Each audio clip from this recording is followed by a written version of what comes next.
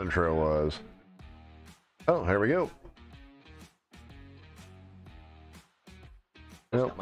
Yeah, the mics actually work on this one. Yeah. I still can't believe I downloaded the wrong stupid intro video.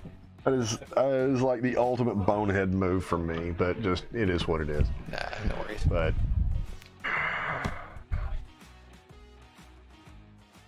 yeah, because this is like an old one. It doesn't have any of the social media crap on it. It's like high quality material right here. Hello, folks, and how's it going? Welcome to Cardboard Nights.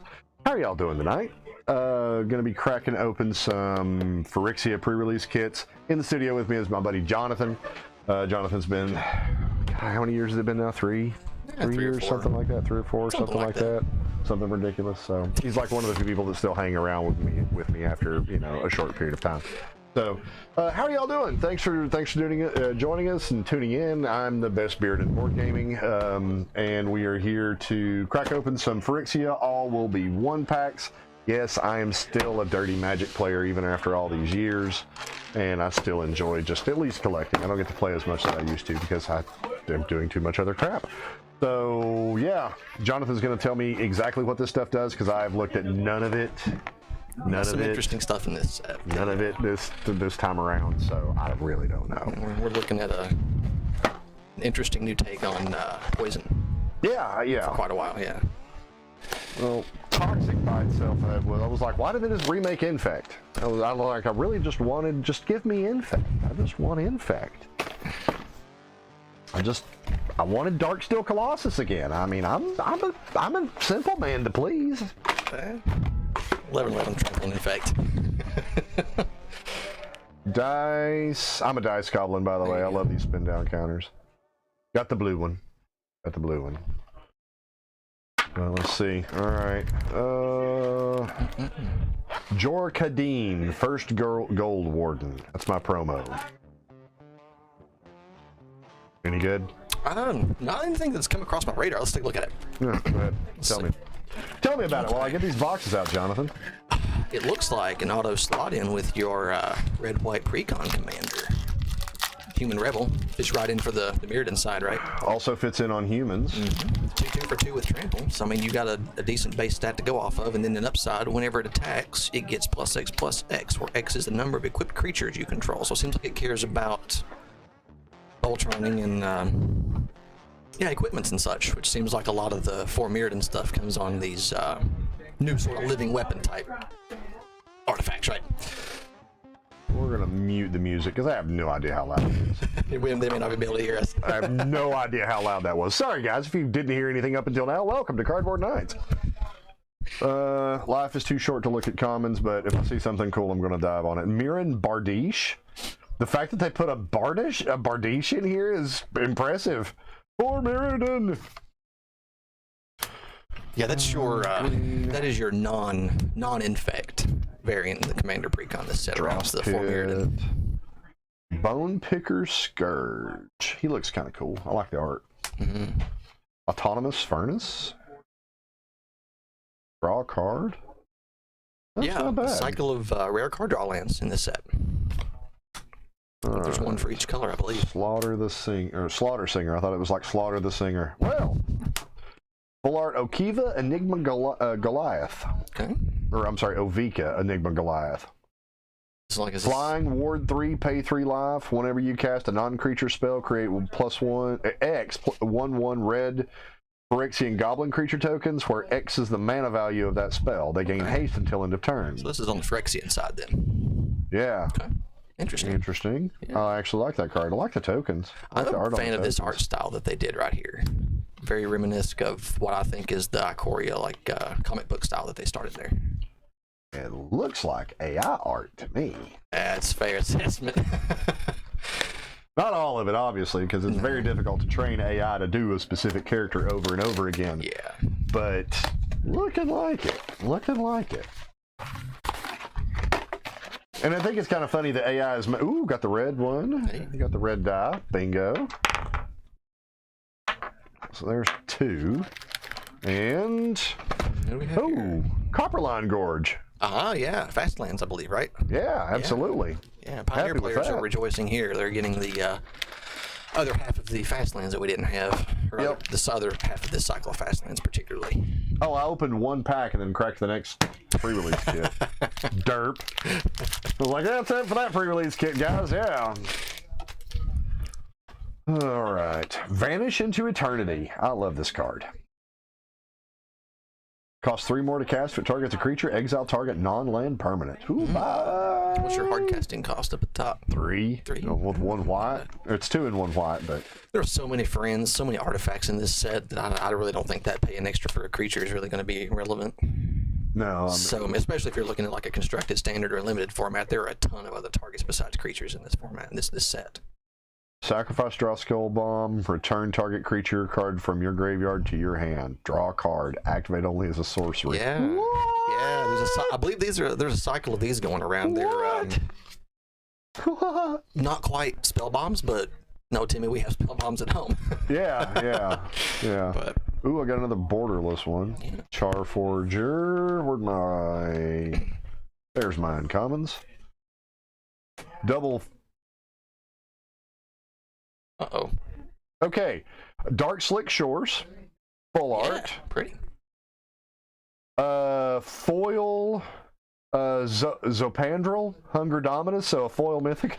Second pack. There you go. Alright, cool. Yeah. Reach the beginning of each combat, double the power and toughness of each creature you control until end of turn. 2 Phyrexia in green, sacrifice 2 other creatures, put an indestructible counter on Zopandrel. Yeah, there's a cycle of these as well, one for each color. And they all do share the sack creatures and give it indestructible counters. Ooh, Full Art Mountain. Those are very pretty, yeah.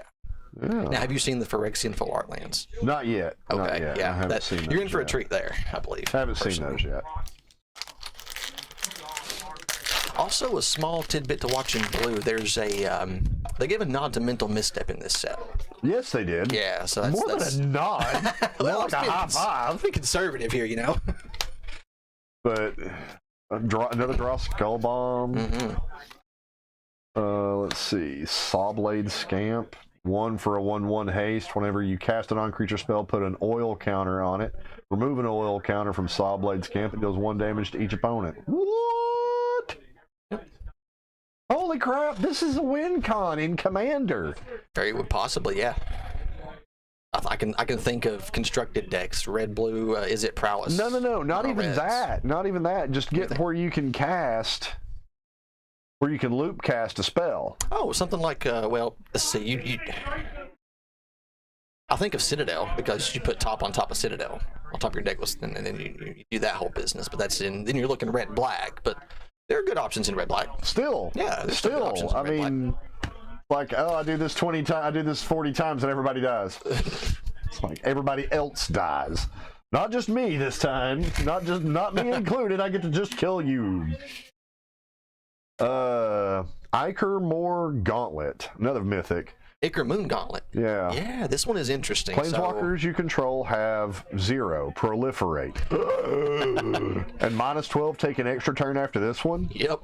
Whenever you cast a non-creature spell, choose a counter on target permanent, put an additional counter on that kind on that permanent. This is just proliferate everywhere. Everywhere all the time. That's great. Oh, got a Phyrexian one. There you go.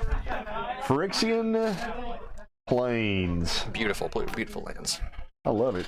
I see these. I would just as a hunch say that the foils of those may hold a bit of value. Yeah. We probably won't see too many more cycles where you've got Phyrexian basics. No, I very strongly doubt that you will. Ooh, duress! Yay! Gotta keep it in standard. Gotta keep it in standard. I want to say so many cuss words. I want to. Yeah, here it is. Minor misstep. Yeah. Counter target spell with mana value 1 or less. Yeah. Functional reasons. Not shabby. Hey, you got a Kaya, Intangible Slayer, and a regular Yeah, force. no, that's one I didn't see. Oh, here, go ahead. check Read her it out. off. Read it off. Tell us what she Let's does. see. Oh, wow. She is expensive. Wow. Okay. Somehow this one missed my radar on spoilers through the whole time. Yeah. So she's a 7-drop 6 loyalty friend, and she has hexproof baked in. Now, that's an interesting one I haven't seen before. Each opponent loses 3 life, and you gain 3 on a +2. You draw 2 cards, and then each opponent may scry 1 on a 0. That seems balanced. Each opponent gets a little bit of information. And her -3, so she's not a build up big, go crazy kind of ultimate. She's a very incremental friend, it seems like. Yep. Exile target creature or enchantment. If it wasn't an aura, create a token that's a copy of it, except it's a 1/1 white spirit. Right? In addition to its other types, and it gains flying for a -3. She seems interesting. Then I got Gra's Unstoppable Juggernaut. Okay. Juggernauts you control attack each combat if able. Can't be blocked by walls. And that should just say creatures with defender. Other creatures you control have base power and toughness 5/3 and are juggernauts in addition to their other creature types. Oh, so he kind of forces your board to swing. And he's an artifact. He's 8 for a 7/5. He's 8 for a 7/5. Looks everybody else. And he turns all the stuff that you create off of like Saheeli and yeah, and now, like Phyrexia and Triniform, they become 5/3s. Now they would lose any other keywords, right? Like flying or something if Saheeli made a Thopter with flying. No, other creatures you control have base power 5 and are juggernauts in addition to their other creature So it types. doesn't say become. No. I think the operative word might be become, because that might imply it loses its previous. But that's really good. It's all additive. It's nice. Yep. A foil cephalopod. It's just what everybody needs, is the foil cephalopod. Sometimes they just drive me crazy with the crap that they drop out on these. Sometimes, man, it's called draft chaff for a reason. Hi, Tom. Hi. Bear Basilica, Maze Skull Bomb. Interesting. What's up, buddy? People are... That does. Yeah, well. But I open a lot of this. Argentum Masticore. First strike, protection from multicolored. At the beginning of upkeep, sacrifice Argentum Masticore unless you discard a card. When you discard a card this way, destroy target non-land permanent and opponent controls with mana value less than or equal to the mana value of the discarded card. And then a Phyrexian Island. And a poison counter. Boo. Boo hit. Earlier today, I was looking up ways to break venerated rock freeze. Did you crack one of those yet? I don't think so, but I'm like 5 packs in. Mythic. What's through 2 separate boxes? Most expensive rare by a lot. There is one infinite combo piece discovered, but it requires you to play for a $5 deck. Those colors. Have the Rock Priest plus Jin Illuminatus. 7 mana So, Rock Priest, Jin Illuminatus, and Slaughter Pact. and Slaughter Pact. Jin Illuminatus gives all of your instances and sorceries replicate. The replicate cost is E. Slaughter Pact of 0. So basically, you target Venerated Rock Priest times, which gets all your opponents. Huh. I think the better way to break it, though, is probably to find ways to cast some 10 times on it, spending a lot of mana. And I think that probably plenty of ways. Feather comes. And you've also got the Goblin Dude. Every time you cast a spell, put an oil counter on him. Sacrifice the oil counter, does 1 damage to each opponent. Yeah. That That one, dude's pretty quick. I mean, he's just a common too, but it's not as quick as. yeah. Blue Sun's Twilight. Gain control of target creature with mana value X or less. If X is 5 or more, create a token that's a copy of that creature. Harper like most. Yeah. Copy people stuff, take people. Well, Traditional. you know, blue. hey. You know, hey. It's a winning formula that Blue has stuck to for a long time. Do I see a Tyvar down there? Tyvar. Might be a Kaya. That's Kaya. Oh, okay. Got a Dark Slick and an Ovika. Oh, and I got a Zopen Drill. Zope. Yep. He's foil. I got the foil mythic version of him. Oops, that's the wrong stack for that. Wrong stack for the one. No, it's not. That's the uncommon stack. Ah. Yeah, see how that was? Sort things. Furnace Skull Bomb. Put 2 oil counters on target artifact or creature you control. Draw a card. Rib Skiff. Furnace Punisher. Rib Skiff sounds like a really nice. Yeah, it does. Except in Phyrexia. Arc Fiend to the Dross. Phyrexia is like ribs.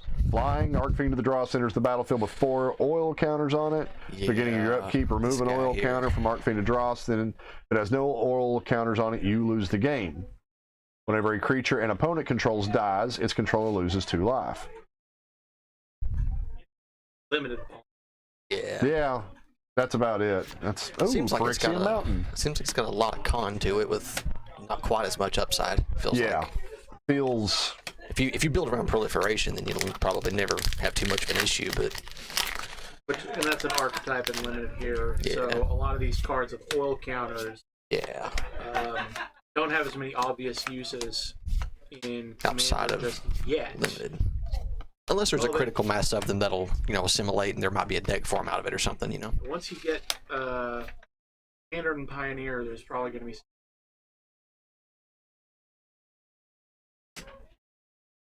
Dragon Wing Glider for Mirrodin. When this equipment enters the battlefield, create a 2/2 red rebel creature token, then attach this to it. Has +2/+2 in flying, so you get a 4/4 for 5 with flying and haste. What's up, Arguably Harper? comparable to living weapon. We're Slam. live here, Jake, so there's only like 5 words in your vocabulary. Yeah. you can use. Yeah. I will drop every one of the ones I can. My daughter carries a swear jar around the shop. Sometimes Jake will just drop a 5 in there and say, tell me what it Let her is. rip. Oh no. 5 minutes. I think she bought her last pair of shoes. Nice. Sounds like a solid It's a business plan. family-friendly environment down at the Blue Post in Elizabethton, Tennessee. Until Jake shows up. Friday and Saturday. Well, he's friendly. His language. Well, My language is not family friendly, but I am friendly itself. This is true. This is true. I do love you like a brother, so there is that. There is that. So, Tom, did you keep up with the OGL stuff that came out? I couldn't help it. I'm Facebook friends with you and Carlos and Joa. I didn't post anything on Facebook. Joa did. Yeah. Carlos did. Kelly did. So, correct me if I'm wrong.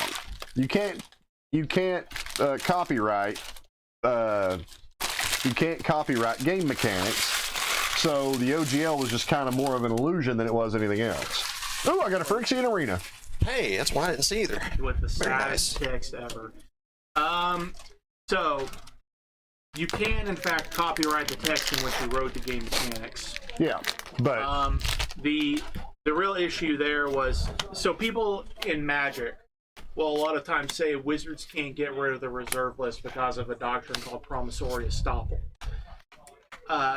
As it relates to Magic, that argument I consider mostly to be bunkum. With regards to the OGL, though, you have people who have multi-million-dollar companies that have been built entirely on the backs of the OGL. And unless they have a separate licensing agreement with Wizards, which a few of the bigger ones do, but not a lot of the even medium-sized content creators do, you're talking about losing some legitimate money if they actually gutted the OGL and made it applicable to all Glissa. all derivative works going forward. So I don't think that was ever actually going to fly.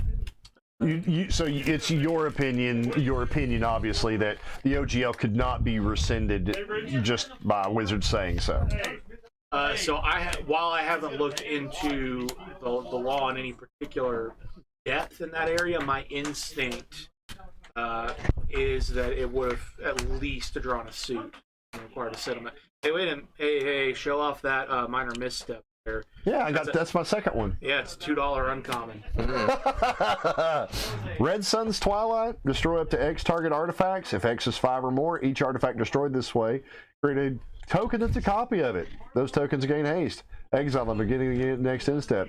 Man, I'd have way too much fun with that card. I was about to say that card just screams Daryl the Toaster Repairman. Yep. Yes, it does. Yep. Yes, it does. I haven't seen him in quite a while. I'm gonna blow up 5 of my own things, guys. Don't you love me? Yeah. My stuff is more worth copying than yours is. Oh look, I just blew up Phyrexia and Triniform 5 times. And I got all these little tokens from it while they were being destroyed. And oh look, I got all the Triniforms back. Oh, how did that happen? The materials Yeah. tell us as if that's what that deck does. Yeah, maybe. Is that Incubation. another one? No, that was it. Yeah. Never mind. Yeah, that's the second one I pulled though, but Incubation Sack. Ooh, a full art Kurumonics, the Rat King. Oh, I got the Rat King. Full art Kurumonics. And then a regular So mountain. he's going in rats. I took Somebody needs to get a hold of Greg Jones and let him know. Yeah, new rat commander in haven't town. seen him in a while, so I took up the Marronar mantle. Rody Madolo. But Ashcoat, I think I'm going to put at the front of that. Actually buckled down and paid money for one. Ooh. That's how committed I am to the meme.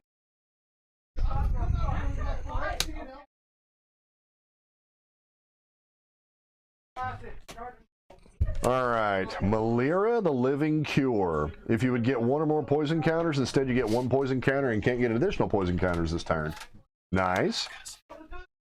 I don't know if we can hear you or not. It looked like it might have registered a little bit. Put in the comments if you can hear what's going on in the background, or don't. No, You probably please. don't wanna know. Yeah.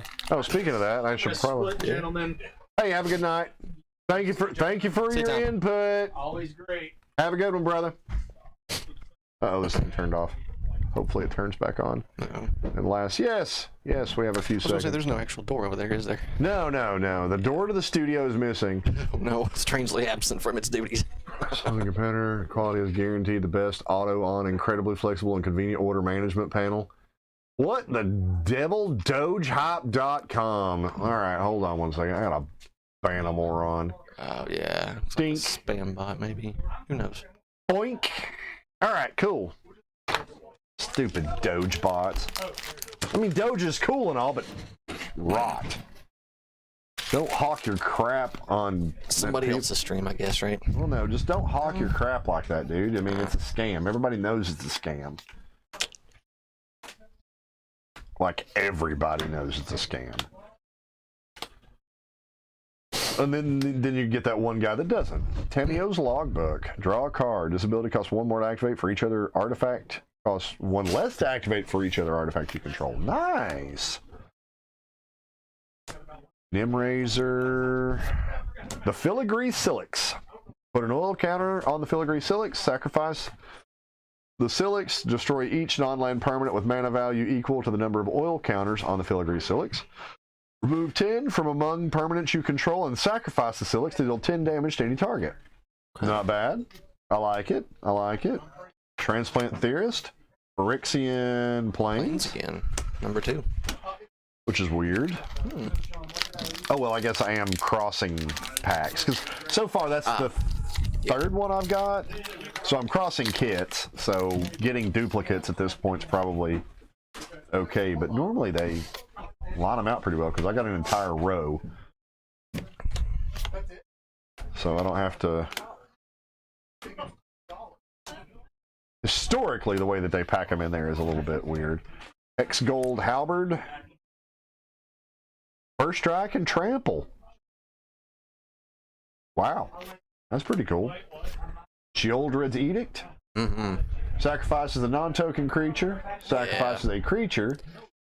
Sacrifices the Planeswalker. A little bit of flexibility on that one. You ain't joking. Hit a few different targets.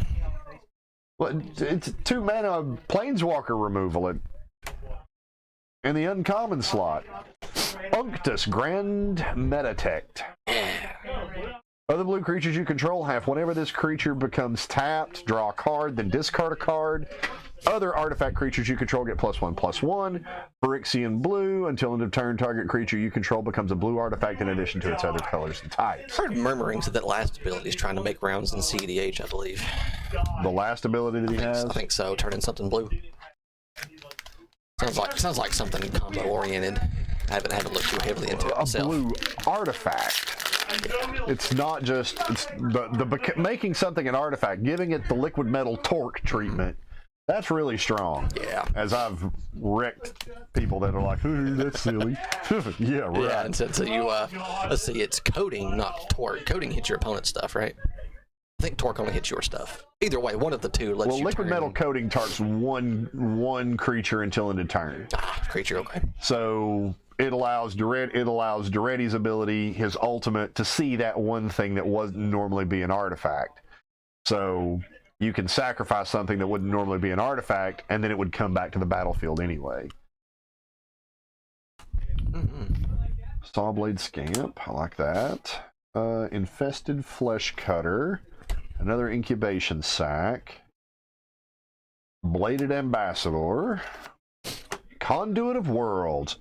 This one seems interesting. Yeah. Play lands from your graveyard. This card looks fake. Some of the print quality was a little, at least in the pre-release kit I opened. Seriously, this looks like it came off my inkjet from 1998. Look at that. Let's see. This looks like what I think you're. Yeah. And then Yeah. This came out of some of my boxes too. And then I got a foil Kuromonics. Sweet.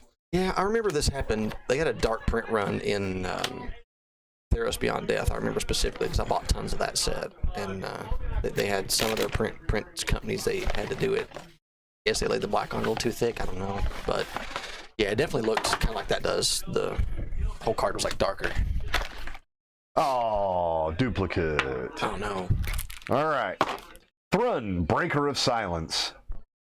Can't be countered. Trample. Breaker of Silence can't be the target of non-green spells your opponents control or abilities from non-green sources your opponents control. As long as it's your turn, Thrun is indestructible. 5 for a 5/5.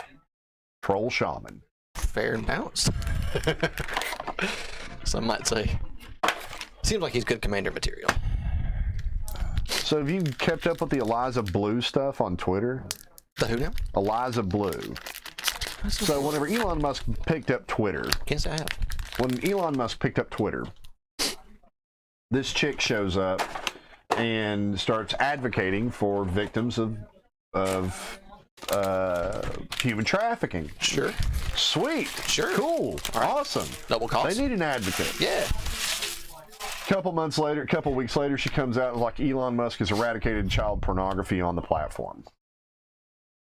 Okay. Awesome. Yeah. He's done this stuff. Cool. That's great. Okay. Turn to find out, it's like a puff piece. Didn't actually happen. You just wrote it up for no reason. Well, Or was there a she just reason? made it up. Oh, so just out of nowhere. She just made it up, apparently, from the looks of it. And was taking credit for being the one to do it and different things like that. It was just really weird. And now people are starting calling her on her crap, and she's striking videos and filing lawsuits over publicly available content and just all kinds of stuff, dude. I mean, it's like Sounds like a downward spiral. it's like, lady, what are you thinking? Yeah, it's kind of hard to piece that one together. I'm not really sure what's going through her mind on And that. it's causing rifts between like people that are, I thought were friends and people that I thought were, relatively cool with each other and produce similar content, like Jeremy at the Quartering and Tim Pool. Yeah. Tim Pool like blocked Jeremy Really? over They this got a follow-up? stuff. Yeah, over this. Wow. I Because didn't know that. the Quartering was digging into her past. Jeremy, That's what he does. and him got mad about it. Apparently, to some degree, I don't know. It's just really weird. It's just really and weird. then you probably saw the beef with Steven Crowder and Daily Wire and all that. Yeah, which Yeah, is another one that's weird. I know, that's a good card. Yeah, Phyrexian Vindicator. That's a good card. Flying, if damage be dealt to Phyrexian Vindicator, prevent that damage. When damage is prevented this way, Phyrexian Vindicator deals that much damage to any other target. Yeah. Well, yes. Yeah. Yes, you are good. Yes, you are good. White now has their own version of Phyrexian Obliterator. Yes. That was an auto slot in my commander deck.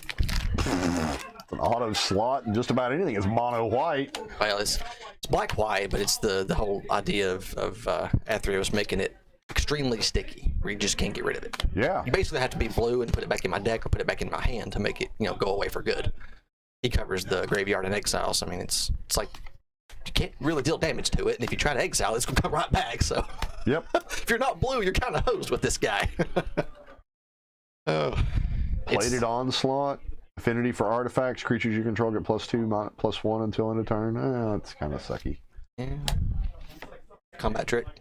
Oh, I put Cacophony Scamp in the wrong place. Malcator, Purity Overseer. Enters the battlefield, create a 3/3 Phyrexian Golem. The beginning of the end step. If 3 or more artifacts enter the battlefield under your control this turn, create 3 Phyrexian Golem creature. Create a 3/3. Oh, a 3/3. Okay. Yeah. You're not going to believe this. The third Phyrexian planes. What do you know? I had a fair assortment in my stuff, so that's. This may just be what was left over after the pre-release cases were handed out. No, they were. This was a contiguous thing, and then there was one from a different row. So. Huh. Right. Basilica Skull Bomb. Sup, dog? Sup, my G? Okay. Love you, brother. Have a good one. You don't have to be quiet. No. So? I know it's I've been talking to everybody else. It's a live stream, for God's sake. Yeah, we're gonna take. All right. Hey, dude, remember, I don't have a key, so. I mean, I can go out the back door. That's not a big deal, but. The joys of whenever your children hide your keys from you. If you don't have children, you should get them so you can have someone hide your keys from you for no apparent reason. Chimney Rabble, Phyrexian Atlas, add 1 mana of any color for 3. Yeah, I guess it's kind of cool. Just another option. New. Oxida Finisher. Affinity for equipment, Trample. Hey, third minor misstep. Got my third minor misstep.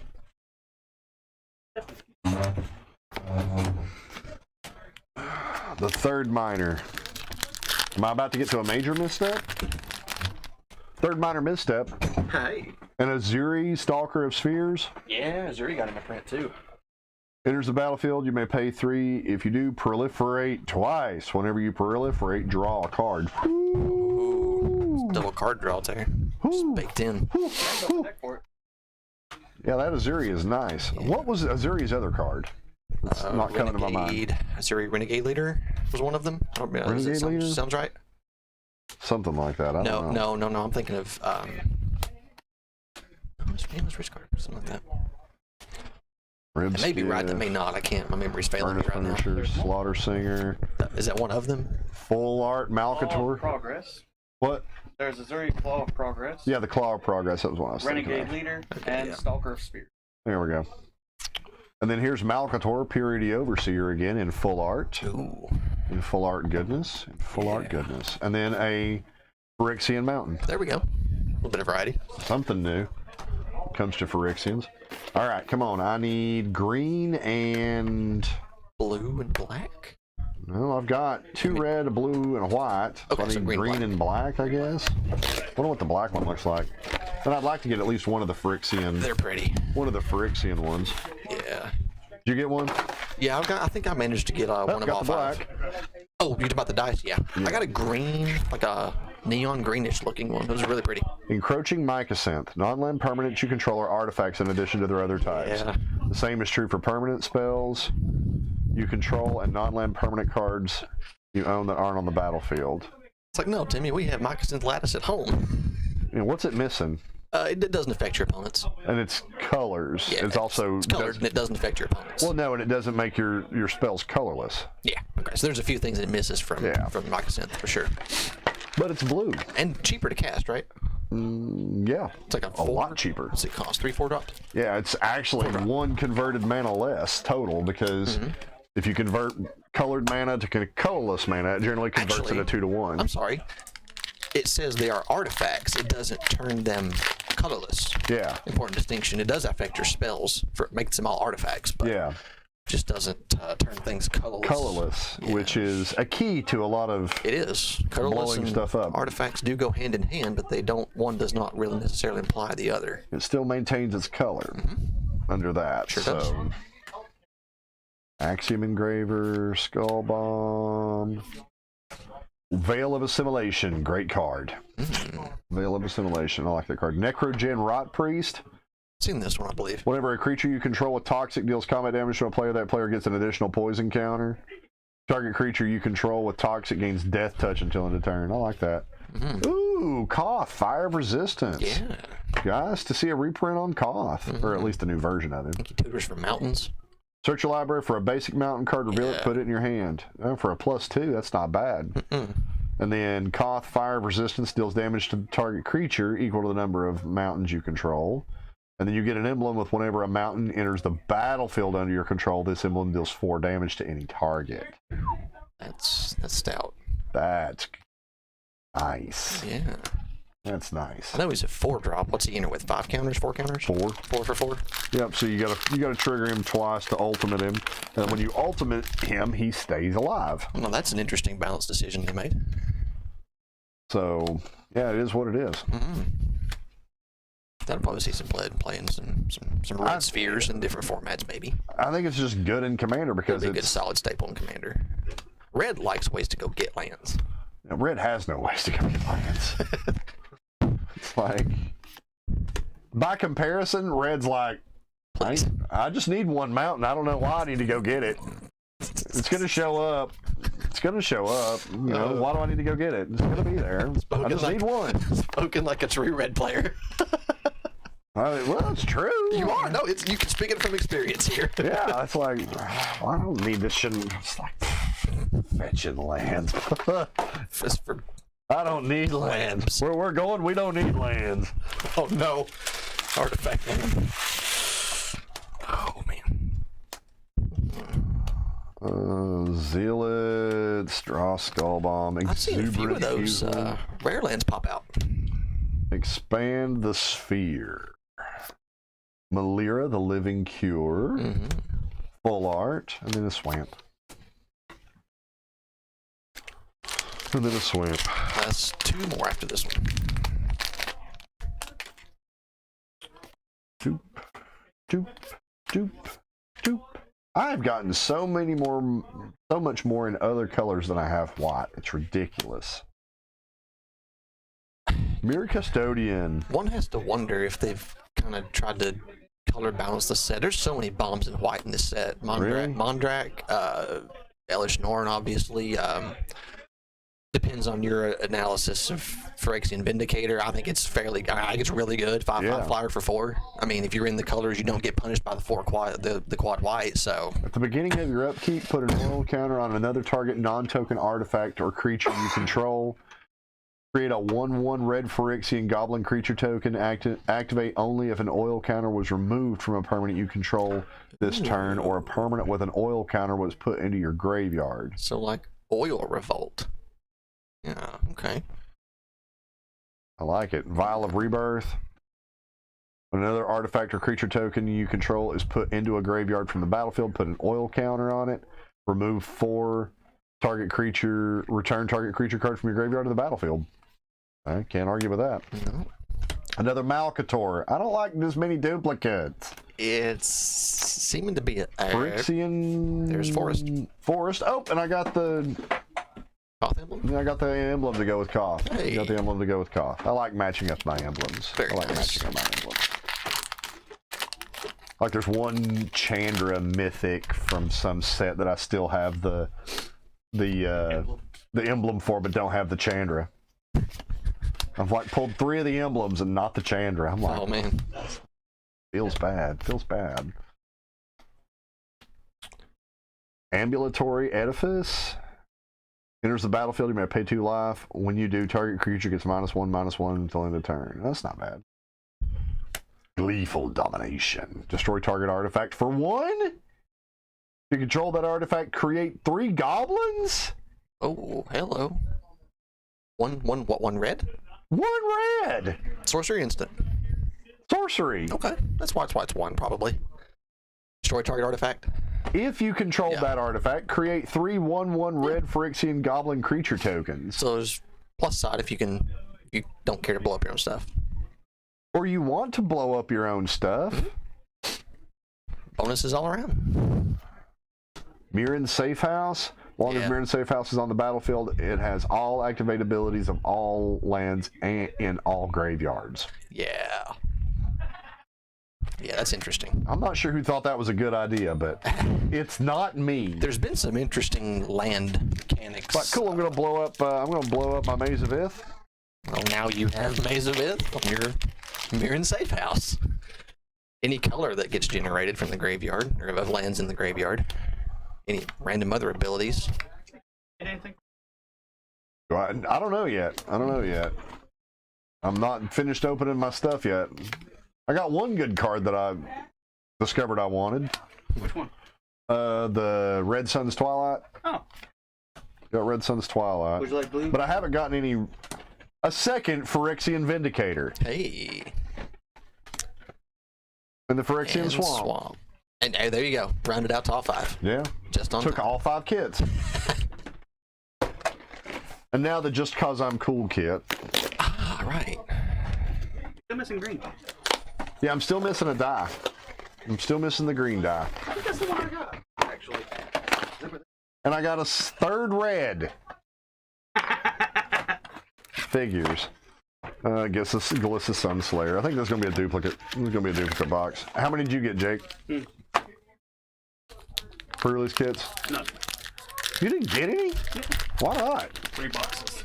Oh, well, yeah, that's a good reason. Those are good reasons.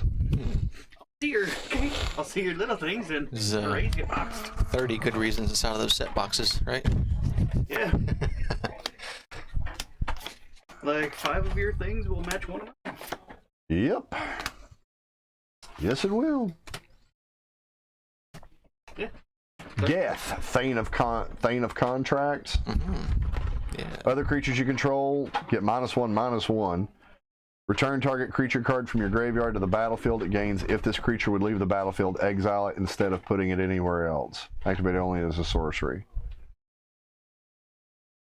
He feels kind of like Chainer Dimension Master.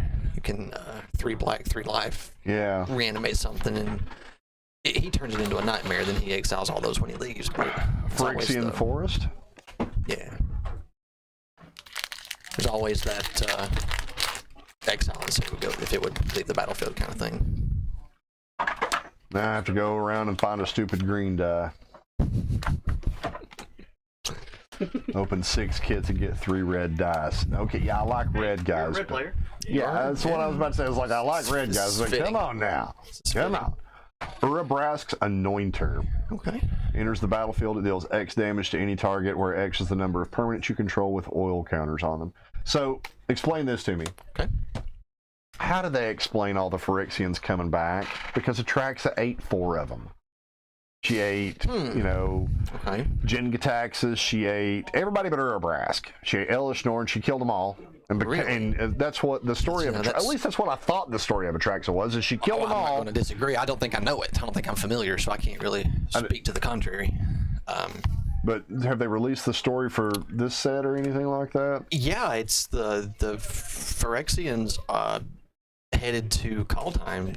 Elishnorn wants the World Tree to basically complete the World Tree in lack of better terms, so they can travel all across the multiverse.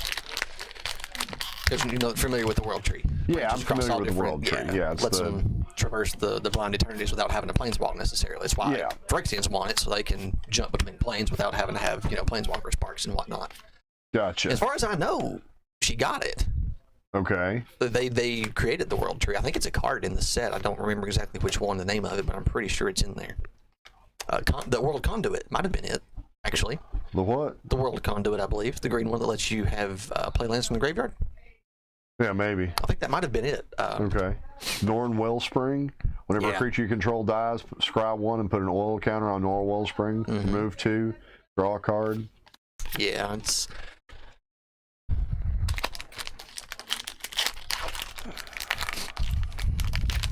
Oh yeah, guys, and I said I was going to start a Twitter space for this, but I couldn't get my.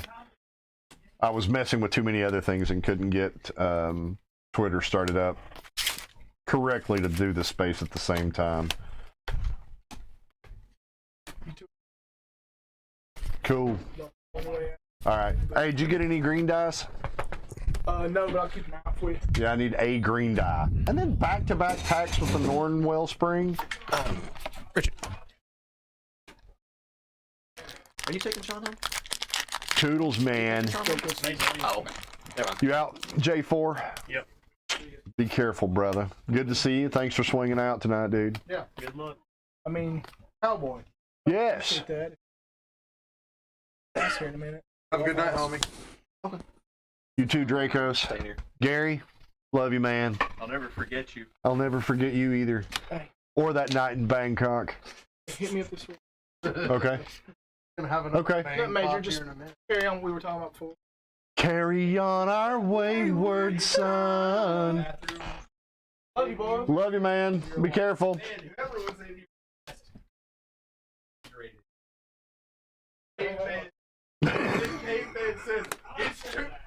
Oh, Lord. I'm going to have to... Oh, a second Phyrexian arena. Hey, partial context is it's a wonderful, wonderful thing, isn't it? Yes. Yes, it is. It's like I'm trying to, like, it's like, say something, but I want to listen. Say something, but I want to listen. And I need to know what else was said, so it'll make sense.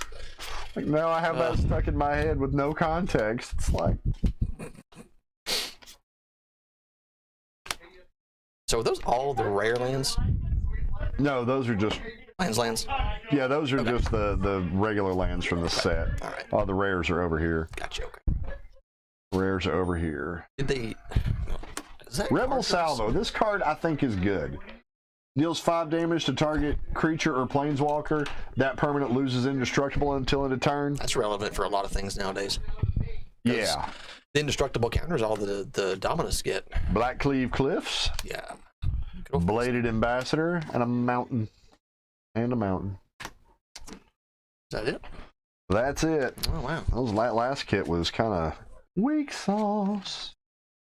Here I thought they kind of juiced them a little bit, so, you know, maybe new players would get a nicer first experience. I know some sets have felt like the pre-release kits have been a little stouter than, you know, standard boxes and whatnot. There's no way to, you know, prove it. It's just an intuition feel kind of thing. Oh, no. Pre-release kits generally are juiced much thought so, better too. because normally you get a mythic, you get a foil mythic, or you get at least one mythic in 6 packs.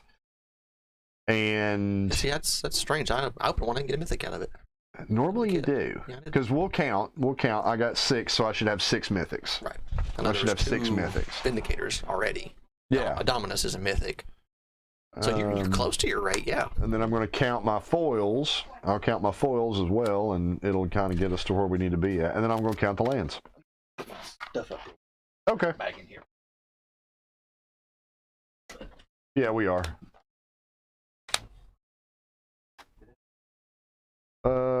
Yeah, he normally does. Yeah, he normally does. Like if he bails and I'm the last one in here, yeah, it normally is. Skrelv, Defector Might. Skrill's cool. Light command, right? So Yeah. Yeah, Skrelv is interesting. Choose a color. Another target creature you control gains toxic and heck proof from that color until end of turn. It can't be blocked by creatures of that color. So 75% of protection, basically. Just Yeah. allow it to be attached and equipped, I think, or already equipped, Let's spend a Phyrexia mana and tap it. which is usually 2 life. Yeah. Especially in a game of Commander where your life total is much more of a resource. Yeah. Conduit of Worlds, she did get it. Yep. So I'm gonna be curious to see how they resolve this story arc with Phyrexia preparing to, you know, complete the multiverse here. Well, Chandra's still hanging out there. I know she said peace and I'm out, but does anybody ever really peacing out in Magic? Hopefully Nicol Bolas. I don't know. I kind of. That's my 3rd Norn's Wellspring. Hey. My third one. Archfiend, Blue Sun's Twilight, Raz. Double Phyrexian Vindicator. Yep. In the Gauntlet. Dominus. So looking back, I think I got 4 mythics. 6 kits. Not bad. It's a But I think I may have missed one.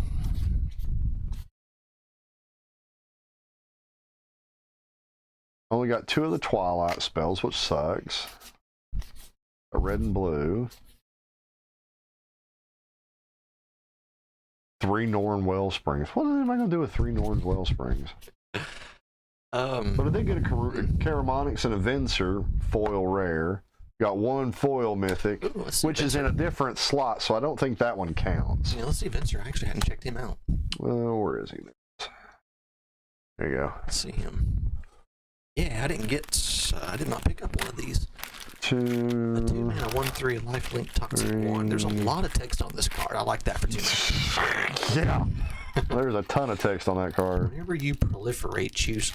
Oh, this has got it's like the Drizzt. It makes its legendary companion if you don't already have it. Yeah. That's really cool. If you don't control a creature named the Hollow Sentinel, create it. Legendary 3/3 colorless. Go on. And if you do have it when you proliferate, then you can choose target artifact to gain flying and lifelink till end of turn. So there were 5 dual lands in this? I believe.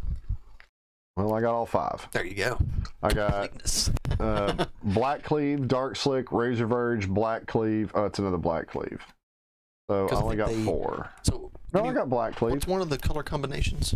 Oh wait, did I get? Yeah, Black. I got 2 Black Cleave So these cliffs. are ally fast lands then.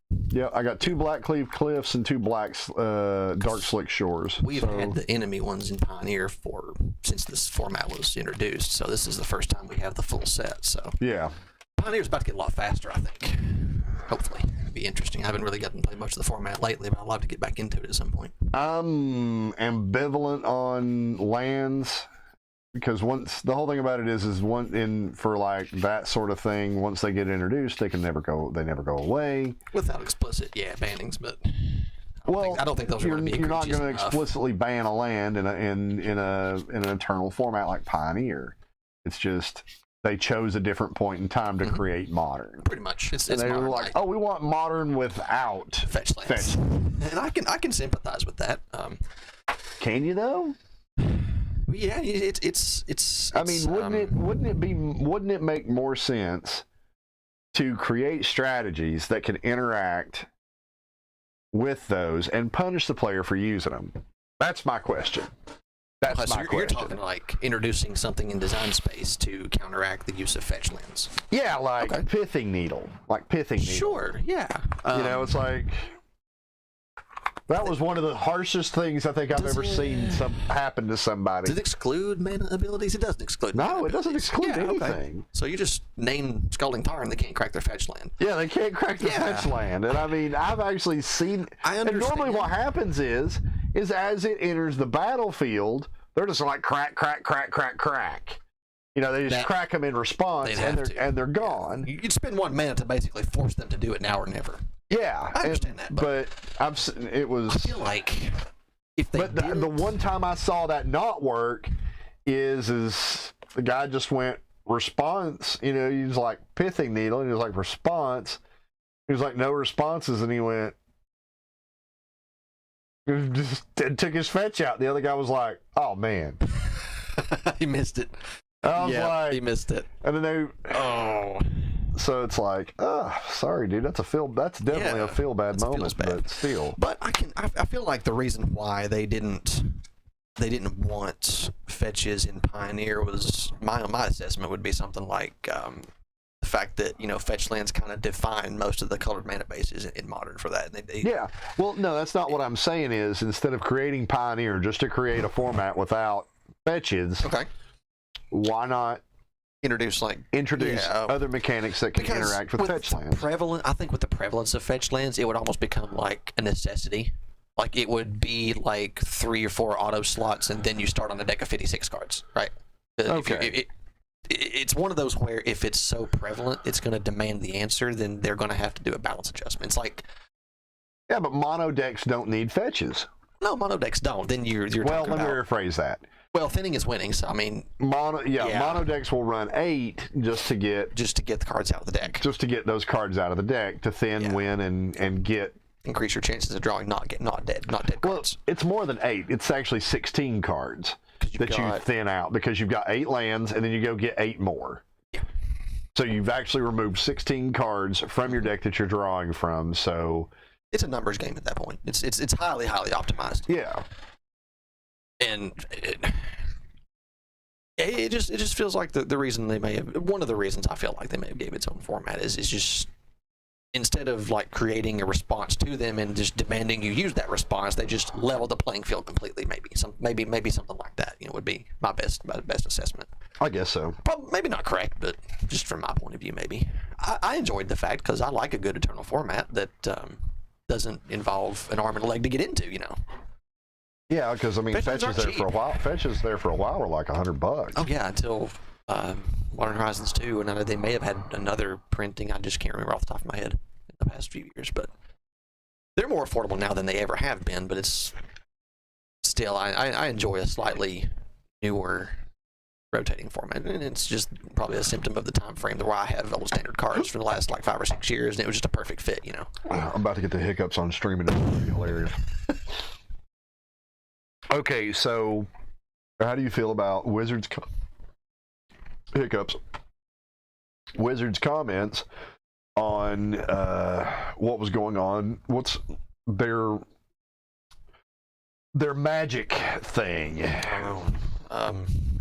What exactly is this? I may not be familiar. About them belaboring lower sales and different things like that, and they're just continuing to just hammer out product just full steam ahead, and saying that they have absolutely no intentions of stopping it. So what you're talking about is when they were pressed by whoever, various members of the higher up in the Magic community, whatever, about their statements on what lack of profit for the some quarters last year or something, wasn't it? They weren't. They said they weren't selling. They weren't making record profits, despite what I mean. PR is PR for a reason, right? Yeah. Let's see. Wizards. PR is PR for a reason. So it's like, I don't know. That one's a hard one to unpack. It really is. Well, let's get the original statement. Yeah, Once it's finally solved product fatigue. Yeah, right. That's from 2022. Well, I know from people that I have talked to personally, product fatigue is real. It's very real, especially whenever the friggin' economy is in a dumpster. And then it's weird. It's like it's been this 180 thing. We had New Capenna, and then we went almost 6 months without a standard set. They skipped out on a core set that summer. We went from April all the way through to what was it? Brothers War on Dominar United. It was Dominar United in August, early September. August. But it was a drought of standard sets, and I don't know if this is the compensation for that, but it seems like it's a bit overdone if that's the case. Among Haas's criticisms arose a talking point that has now had the community enraged for some time now. This is from MTG Rocks, MTGRocks.com. I'll credit the guy. Hold on, let me see if I can find who wrote the article. Riley Hicks at MTG Rocks. So Haas's criticisms arose a talking point that had the community enraged for some time now. Hasbro's been overproducing Magic cards. And then the response was, not really. It's like, really? That's the best response you can come up with? And it's like, how can you when the consumer voices an opinion, how can you as a supplier say, no, that's not a valid opinion? Yeah. The consumer's the one that holds the opinion. I'm sorry, you can't just invalidate it because you say no or not. It isn't quite that simple. I mean, if the consumer feels flooded with product, then there's a reason why people feel that way. It's not just going to materialize out of nowhere. Yes, from CNBC. This is head of Wizards of the Coast unit said the company prints to meet demand. Yeah, after the $1,000 30th anniversary set, it's like, oh look, guys, you don't even get a full set. It's just Hasbro has been making some weird decisions. I know it's not in the best interest of the game. I don't think it's in the best interest of local game stores, players. I really feel like it's monetary driven. I just feel like they want. I've said this before. This is pure speculation. What's the word? Hyper speculation. hyperbole. Yeah, Hyperbole. There's a lot of conjecture on my part. It's Yeah. like they want to turn that money dial up and see how high they can turn it before they get real backlash of some kind. I think they just do it until they figure out, oh well, we've destroyed Watsy. We got to sell them now. They're not worth it. This entire. And I hope that's not it. This entire chunk of property is not worth anything. Just run it into the ground, extract all the money out of it, and then move on. Who was it? I can't remember who made the comment years ago that said if we wanted to put chase cards in the set, he made the comment that if we ever put chase cards in the set, we've jumped the shark. And then that started happening. Yeah. And that's been the norm for how long now? Yeah. Yeah, and there's just, I don't know. And like Tom was saying about the reserve list, about, them, the stuff that he was saying about the reserve list. Yeah, it's some them sort of doing legal away precedent that they can't really. Well, there's legal precedent that says that they can't do away with the reserve list. And the general tenets of the reserve list. I think the reserve list is a good thing. Yeah, it is. But they found a hole with the 30th anniversary set. Just print it with a non-standard back and make it not tournament legal, and you can print it. It's a proxy at that point. Yeah, it's just flat out a proxy. So all they're doing is selling proxies. $1,000 Black Lotus proxy. It's like, are you kidding me? But how well did that really do? Do we know? Do we know how well that really did? Horribly. Okay, Hold on. At least the market responded appropriately. Yeah, let's see. Magic 30th anniversary sales.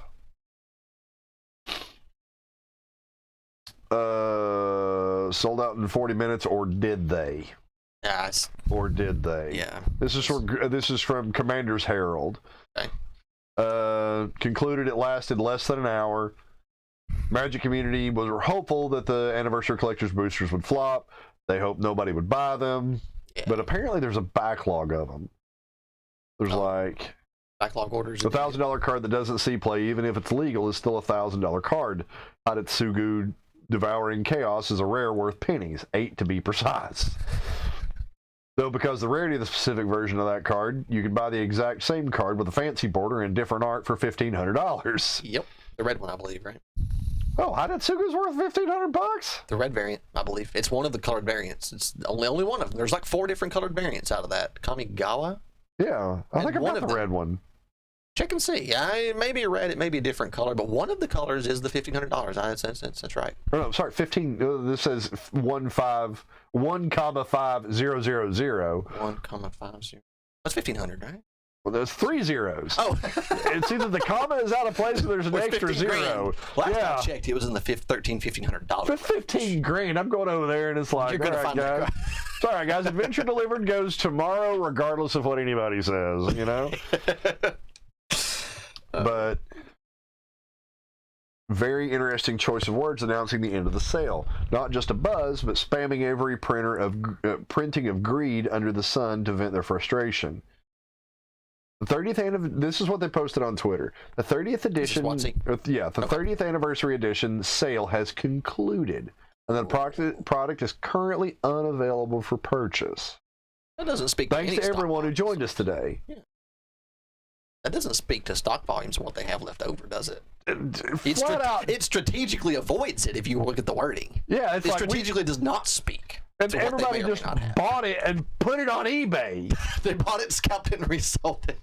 And none of them sold on eBay. They just went from Hasbro to eBay stock. Yeah, and very few of them. I'm not going to say none. I really can't say none. There are some people that are going to want it just because. I mean, there are always some people that'll buy it just because it's a Wizards product. I don't know how many of your general Magic players are going to want this. I wouldn't think. Yeah, one explanation for purposely avoiding the use of the word sold out is to leave yourself an out for selling more product at a later date. Because allegedly, and one of the reasons, and this is just speculation, and this is things that I've heard, in the industry like over the past 30 years, is that WotC itself, the reason that its valuation is so high is because it still has original physical product.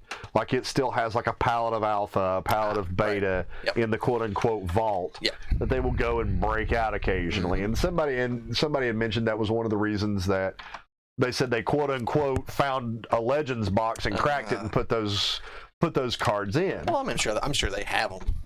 They probably still have them. But sold. I think that they do have a backlog of this stuff, and a lot of that counts for like.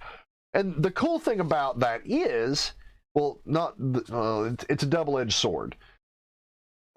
So the IRS, regardless of how much this card sells for, the IRS says this card worth a penny.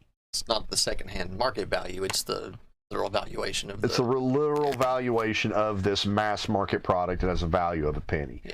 So I think there's what legalese that prevents them from using the secondhand market value. Correct, because it's completely arbitrary. Yeah. It's completely arbitrary, and if they use secondhand market, what people could do is Artificially inflate the value of it and screw everybody that has the mass quantities of them. Mm-hmm. And it's part two of it is that these could literally be printed to infinity. Mm-hmm. There's nothing stopping Wizards of the Coast from just printing this particular card to complete infinity. Sealed product, however, has a taxable value because it's unopened and it's an original product, so it has a taxable value. Interesting. But all the value that it has is still its MSRP. So when you look at arbitrary too, for the most part. Correct, but for like a game store, it's what you paid for it. It is. So WotC having those boxes of alpha that are worth, ever how much it is that they're actually worth, Headed here. they're $40. Yep. Because to the IRS. That's what they were sold at when they were released, right? And that's the only. Well, that's what WotC paid for it. Oh, okay. That's what a distributor would have paid. I don't remember what distributors paid back Whatever then. it was back then. But yeah, so WotC, let's say they paid $20 a box. That's the valuation that still holds on their books, and that's what they pay their tax on as far as an asset goes. By holding But the actual value of that asset is way more than $100,000 a pack. And if you've got a pallet of it, that's 500 boxes.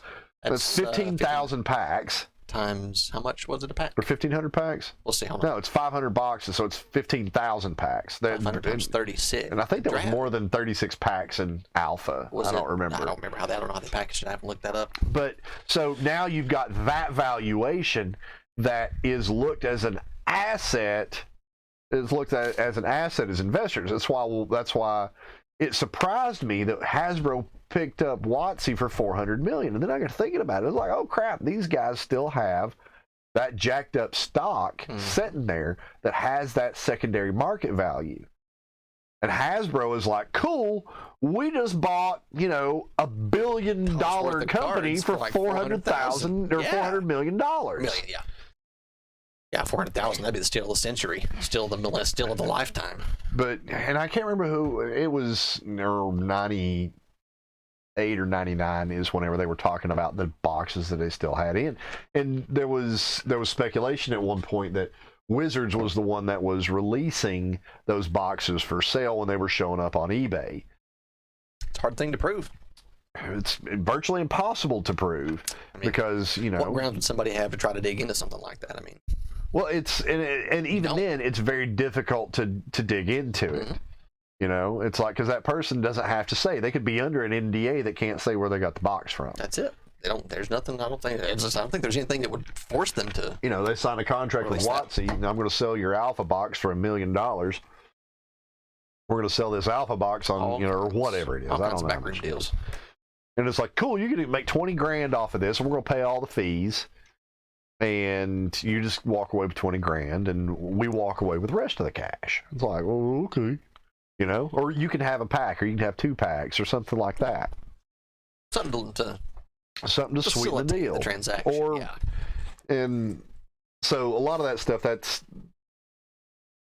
I don't know, it's just speculation on my part. It's the most interesting thought patterns to take. Well, what ifs, yeah. And it just doesn't make any sense that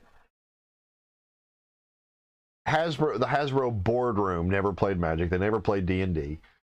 And they need somebody in there that's played Magic, that's played D&D. There was talk of that. And they brought that one guy in. Yeah, they tried once. I thought like a year or so ago. Yeah, they brought the one guy in. Did he stick? I don't remember who it was. Magic player on Hasbro board. Magic player on Hasbro board. John Finkel. 5 nominees to Hasbro's board that are being pushed as by an activist investor as part of the plan to split Wizards of the Coast into its own company. Back into its own company. That was February. That was a year ago. Yeah, it's about a year old. Another year ago. Yeah, and I got one. Yeah, but Finkel's cool. John Finkel's cool. Did he get on the board? Did that materialize? I don't know. Did he? That's why I didn't really follow up after I read that. I didn't really hear much else about it. I'm assuming that if he did, it would have probably been a bigger splash and we would have heard something about it. Maybe not, though. But doing stuff like that, I think, is a good thing for a company like that, because Hasbro's a board game company. They're a game company. At the end of the day, they make things that are supposed to entertain people. They make things that people are supposed to find entertaining. No, they don't need to be. Hasbro doesn't do the entertaining. They provide the avenue to receive entertainment. Right. And so I think that having people on there that actually play some of the stinking games, considering this is one of their biggest assets now that they own, right? You think? I don't know if it's one of their biggest assets. I mean, they've still got, Monopoly. Oh, yeah, well. Yeah. So, I mean... True. Very true. And they've got... they have a lot of bad board games that people associate with board games. And board games are completely stinking different now than what, sure, Monopoly and Life and that other stuff was back in the day. Board games are completely different now. I mean, on the table here, we've got Aztlan, Cogenesis, Trekking, Vault of the Dragon, Discover Lands Unknown, Destinies, Catan, Arnak. I mean, there's 150 board games. My Father's Work, which is a fantastic game. Munchkin, Unfathomable, which is a fantastic game. It's like an 8.1 or an 8.5 on Board Game Geeks. Ooh. And then the ISS Vanguard, which we're going to do a box opening video for. Cool. Just stuff like that. Those games completely blow away anything that Hasbro can produce. Anything that Asmodee produces.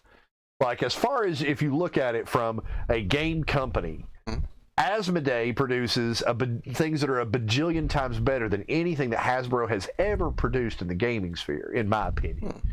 And then you have people that go to Kickstarter that self-produces stuff like Gamelin Games. Start gambling over here.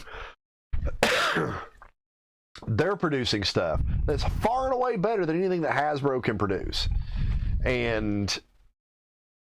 But Hasbro is considered Has-Daddy whenever it comes to all this. So, I don't know. It's just really annoying. Just market share, I guess, at that point. Yeah. Commands some bit of respect, unfortunately. Yeah. It just, it's one of those things that just, I wish they took pride in what it was that they did. That's one of the things, and I'm not going to go down the deep road of where this could potentially go, but companies don't take pride in the things that they produce. And the companies that do take pride in the things that they produce good things. One would think. That's why Kickstarter, you can end up with somebody that's put their life and their heart and their soul into what it is that they're producing, and they care about it and they want it to be successful. People see that. But then on the flip side, from the boardroom side, they want that guy to produce something for them that will become successful so they can make money. This guy wants to make money too, but he wants to make money. It's a passion project too. It's a passion project to a degree. There's that element too.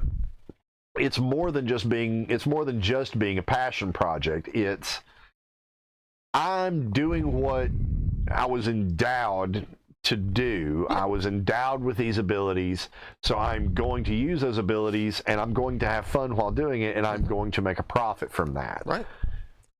And I guess it's the same thing that happens with the guys in the boardroom. They were endowed with that ability to, market and asset drive and manage and different things like that to produce profits. But they do it in different ways. They do it in a way that is just very soulless. And that's what's missing from Hasbro and Wizards of the Coast, even right now.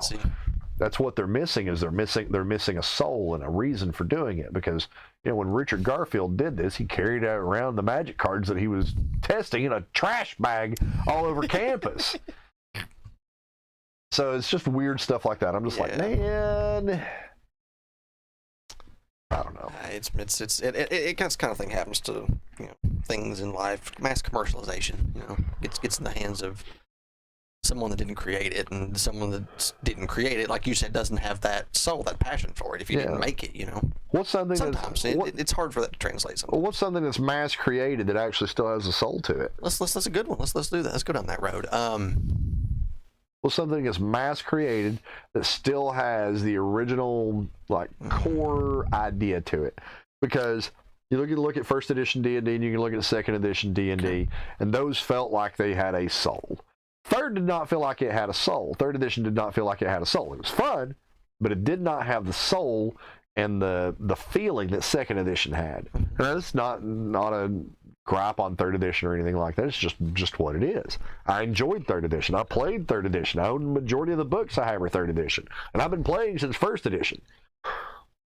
So you can't really use D&D as an example, because when it was TSR and it was Gygax and it was Arneson and it was all those guys, it had a soul to it because they're the guys that created it. Mm-hmm. You have to wonder if it's when it gets handed off to the person that didn't create it, if you know, if that's where it kind of sometimes gets lost. You can't say it as a hard, fast rule, but you wonder if that's the point where it kind of gets lost at some point. That's sometimes when, you know, the entity changes hands from the person or the group that created it, you know. You have to wonder if that's where that happens sometimes. Or if it goes into the hands of someone that doesn't understand what they have. That's true, too. Yeah. It could be a myriad of reasons that it doesn't get the attention that it did from the creator, but it doesn't get the same attention as it got from the creator, you think. Probably at the end of the day is the crux of it, you know. There was, what was it? There was a rule. And it just left my head. It was the mantra. It was like our Google, the original Google. Let's look at original Google and look at Google compared to now. Oh yeah. When Google started, Google was making money, but they didn't have like a profit. They didn't have a way to make profit. They were making money from investors. They were operating, but they didn't have a way to make profit. Yeah. And then when ads got injected to it, the original ads that came out in Google weren't bad. I didn't have a problem with that. I didn't have a problem with Google making money. And Google's original mantra was, "Don't be evil." Yep. Didn't they've since rescinded that. Yeah, that's been changed. I was gonna try to quote the CEO's name. I don't remember the guy's name now. Ajit Pai is the current one. I don't remember who that guy was at the time. Head of the FCC or something. Ajit Pai? I don't know. Maybe he was involved. Oh wait, no, it's a chick now, isn't it? Yes. Google CEO. Yeah, they did change that. I was trying to remember who it was. No, it's Sundar Pichai. Pichai, that's his name. Sundar Pichai from 2015 until now. Yeah. Who was Ajit Pai for? Did I totally screw that up? I think he's on the FCC. Something with the FCC. Ajit Pai. Oh yeah, Ajit Pai. He was the FCC guy. Yeah.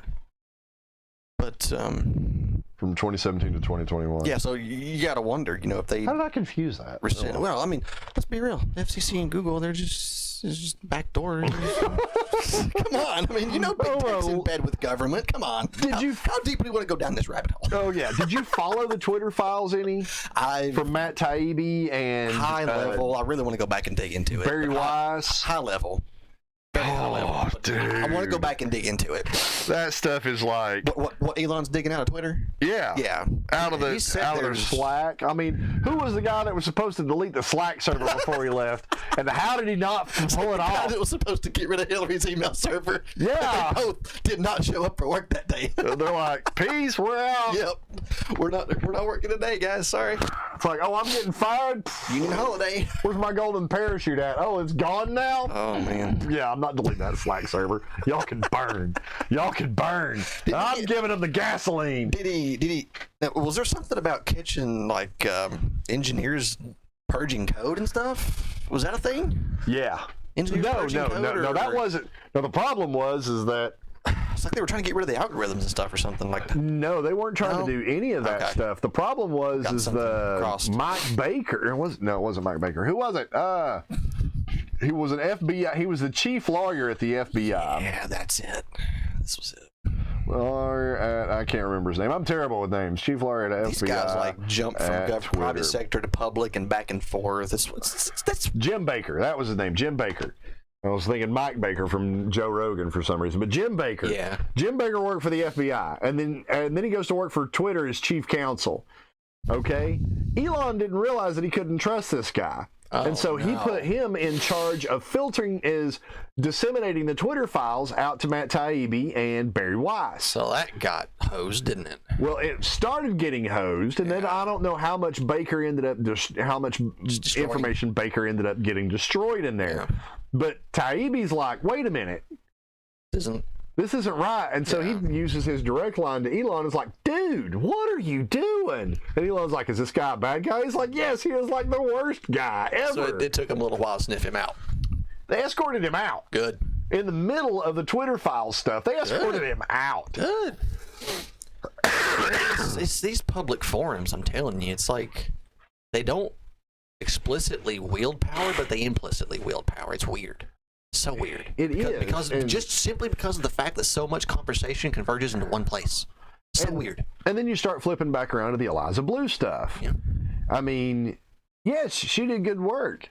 But what is going on that's making her using a back door into Twitter to get people banned for posting a video that you asked to happen? World Star Hip Hop and the people at World Star Hip Hop came out and said she was like happy about this. Videos of her telling her mom that this was the piece of the puzzle and that she was so happy this was happening. And she's trying to say that she was being trafficked while this was going on, yet she was happy about it. I mean, did she have like Stockholm syndrome from this? It had to be. Like, this is a lot. Yeah, I don't. It is. I'm reserving all opinion on this until the lawsuits come out from Eliza Blue that she's trying to hit all these people on YouTube with, which is ridiculous. They're publishing public information. If it's public information, it's not a crime in any way. Shouldn't be. I don't believe it is it? No. Regurgitating public information is the point of the newspaper. So the news is not illegal. That's and if it's on a website, if it's on YouTube, and it has so many views on it, I mean, this many number of people know that this already exists. I mean, if something happened in that video that caused her to be, assaulted or something, oh yeah, that's terrible. But guess what? It didn't happen in the video. Just because something happened around that video doesn't mean that you gain any right or ability to do anything against that video or people knowing that it exists. It's very much once you throw it out there on the internet, it's kind of hard to get it off. It doesn't really happen. So it's like, I'm not sure what she thought she was going to get here. Who was it? Red State. Redstate.com. They did a piece on the Eliza Blue thing, and then immediately took it down. What's the context on that?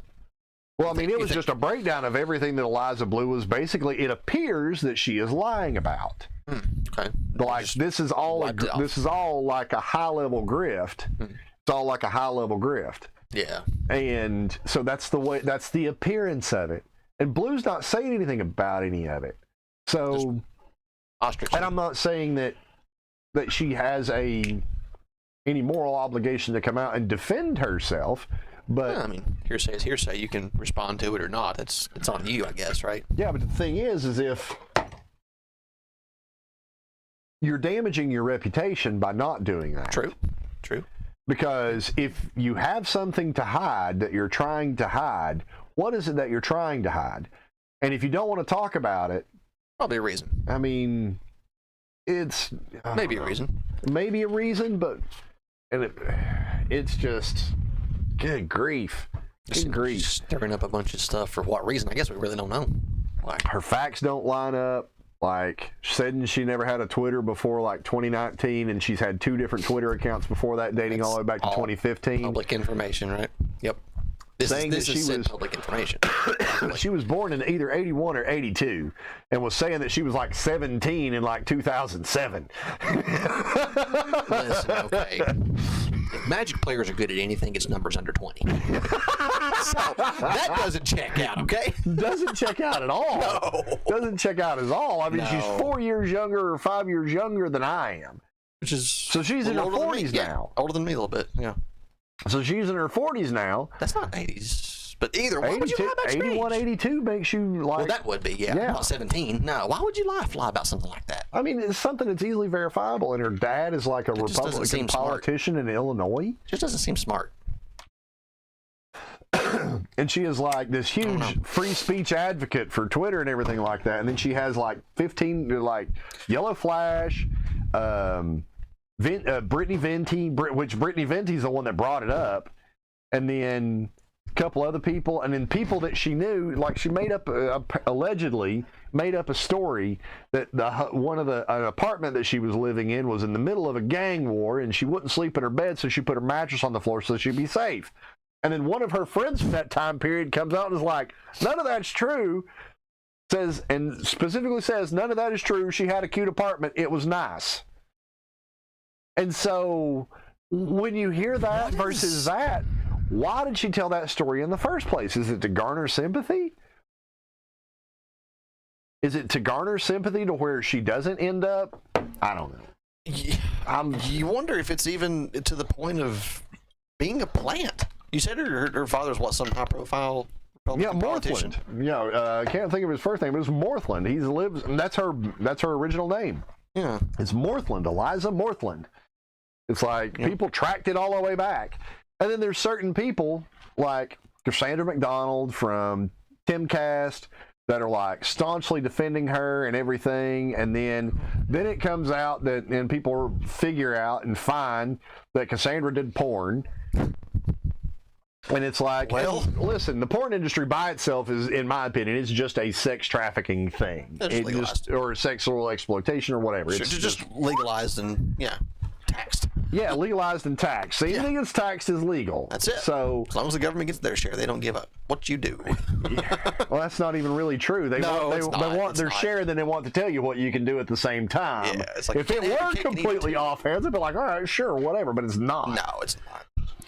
So it's just weird stuff. It's just weird stuff like that. And it's the stuff between Timcast and the Quartering, and like Tim, Jeremy of the Quartering, it's well known that he doesn't like to travel. At least I knew he didn't like to travel. From the stuff that used to happen in Magic and stuff like that, he made comments that I don't like to travel. I get severe anxiety, different things like that. Sure. He just can't channel the anxiety like the rest of us can. The rest of us channel it into excitement. For him, it's dread for whatever reason. People are wired different. Neurons. And so he didn't show up at Timcast. Tim tried to spin it like he was supposed to show up and talk about Eliza Blue. Well, he was booked a month before the crap started happening. So he couldn't have talked about it if he didn't know it was going to be a thing. Right. So and that wouldn't have been the subject material when the appointment was booked, would it? No. It would have just been whatever's happening that day, that's what we're going to talk about. Sure. That's the way Timcast works. Yeah. But he tried to spin it like that's what Jeremy was coming there to talk about. Well, obviously they were going to talk about that because that was the news of the day. Well, it wasn't at the time that he was scheduled. So but it wasn't at the time that he was scheduled. Couldn't have been the premise for the original appointment. It wasn't even up until the week before, whenever Jeremy flaked on him and didn't. Yeah. But then Tim wants to think it's just intentional? I don't know. But I mean, like, That's Tim odd. has blocked him. He's deleted all the tweets that he's ever sent out to the Quartering and stuff like that. And in the way that the Quartering store stood up for Steven Crowder and helped him, start gathering emails back so they could rebuild Mug Club, because all that went through the Blaze. And he left the Blaze. Yeah, he left the Blaze back in December. Wow, yeah. And then there was some weird stuff around that as well, because he had bought a domain back in the middle of December called Stop Big Con. Oh yeah, I've heard about this. You heard, yeah. So yeah, you know a little bit more about this. And they're co-opting these bigger conservative voices to play ball with their censoring policies. Is what's happening. My understanding is what's happening. That's the quote unquote appearance of it, because of Daily Wire and different things like that. What do you think's actually going on then? I think that really ultimately is what's happening, but I don't think it's happening in the way that we expect that it's happening. Like Shapiro, whenever the vaccines first dropped, he was basically the Pfizer vaccine, and he was talking about everybody getting the Pfizer vaccine, or recommending people get the Pfizer vaccine, and he even said that. Like Shapiro is, in my opinion, a legitimate guy on the things that he says. He believes the things that he says. Yeah, you can tell when he says he believes what he says. He's not putting anybody else's words out there, I don't think. And I don't believe that Ben Shapiro or Michael Knowles or Clavin or any of those guys are actually going to allow themselves to be told what it is that needs to be said. However, there's a thing that I've come to discover is a really good thing, or it's a really bad thing. Oh.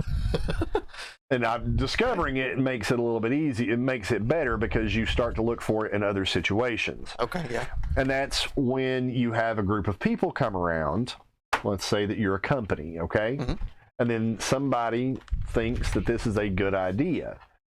Are you sure the source of that idea has your best interest at heart? Or do they have their own ulterior motives? So you surround yourself with people that you know generally aren't going to have interests in mind. Aren't going to have an ulterior motive. No reason to want to exploit you for any reason. Correct. Yes. And so, I mean, I almost lost my job over the whole Pfizer vaccine stuff. I was real close. Like, literally 11th hour, they decided not to push it forward and go forward. I'm not quite sure how close I would have been. I prompted my boss with that talk about, we had remote work available in the crew I'm on and such, and it would have been a very, very easy thing to do. But companies that I worked for had government contracts. It was 100% mandatory for us. Yeah. No ifs, ands, or buts about it. No ifs, ands, or buts about it.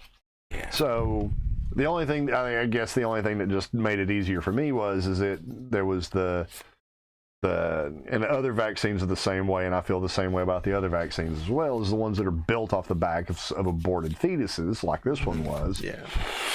Not really down with that. Fair. That's a fair assessment. Not really down with that. So I can see that kind of. Whose is that specifically? That's probably not the Johnson & Johnson, right? Because that was more of a traditional DNA style. No, all vaccines. Or all of them? Yeah. Oh, I don't really know how the. I know there's the main difference in what Pfizer and Moderna made was the RNA version, mRNA versions that went in and like coded your cells to produce antibodies and stuff. Whereas I think Johnson & Johnson took a more traditional like antibody approach, right? They tried to just introduce the vaccine to your immune system and hey, here, deal with this as you see fit, right? That's my only real understanding of what they did. I didn't really know that there was.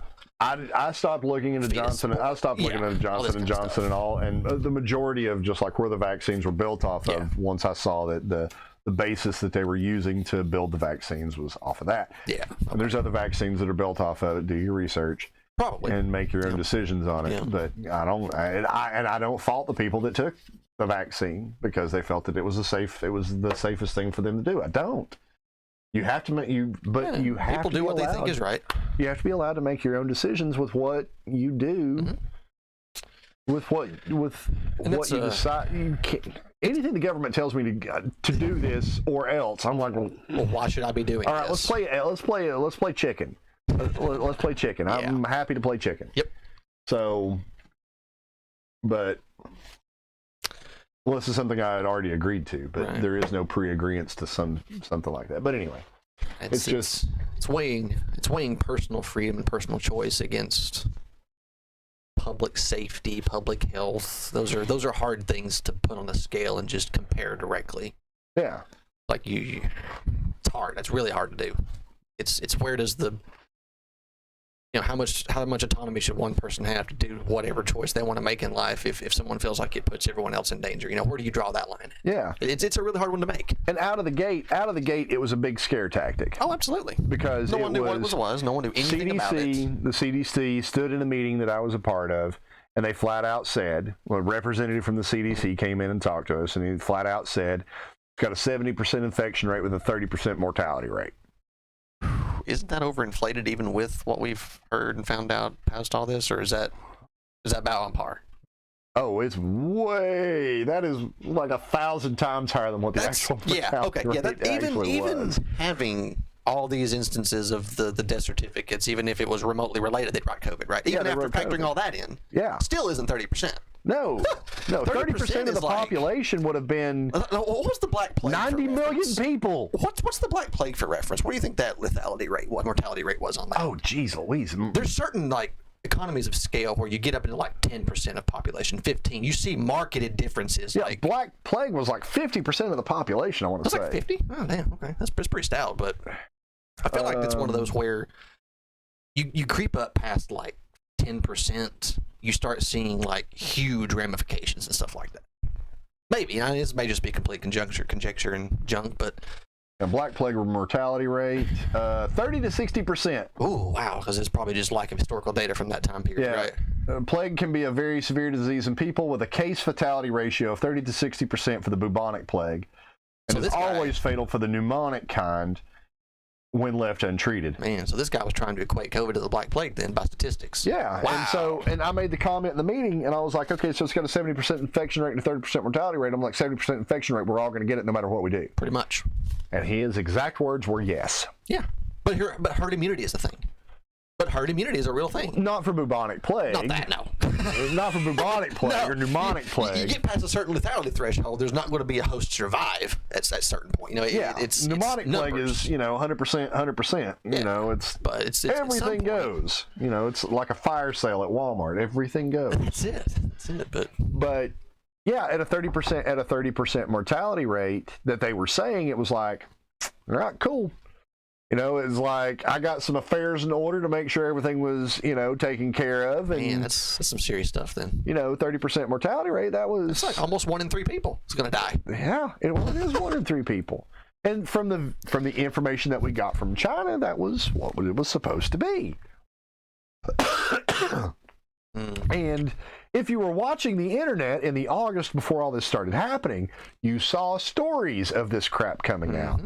Like the whole Umbrella Corporation thing from Wuhan and Yeah, everything. that's creepy. Listen, that is creepy. That was legitimately real. Yeah, that's still creepy though. I saw that stuff come out in September, and I thought it was something from the frickin' Onion.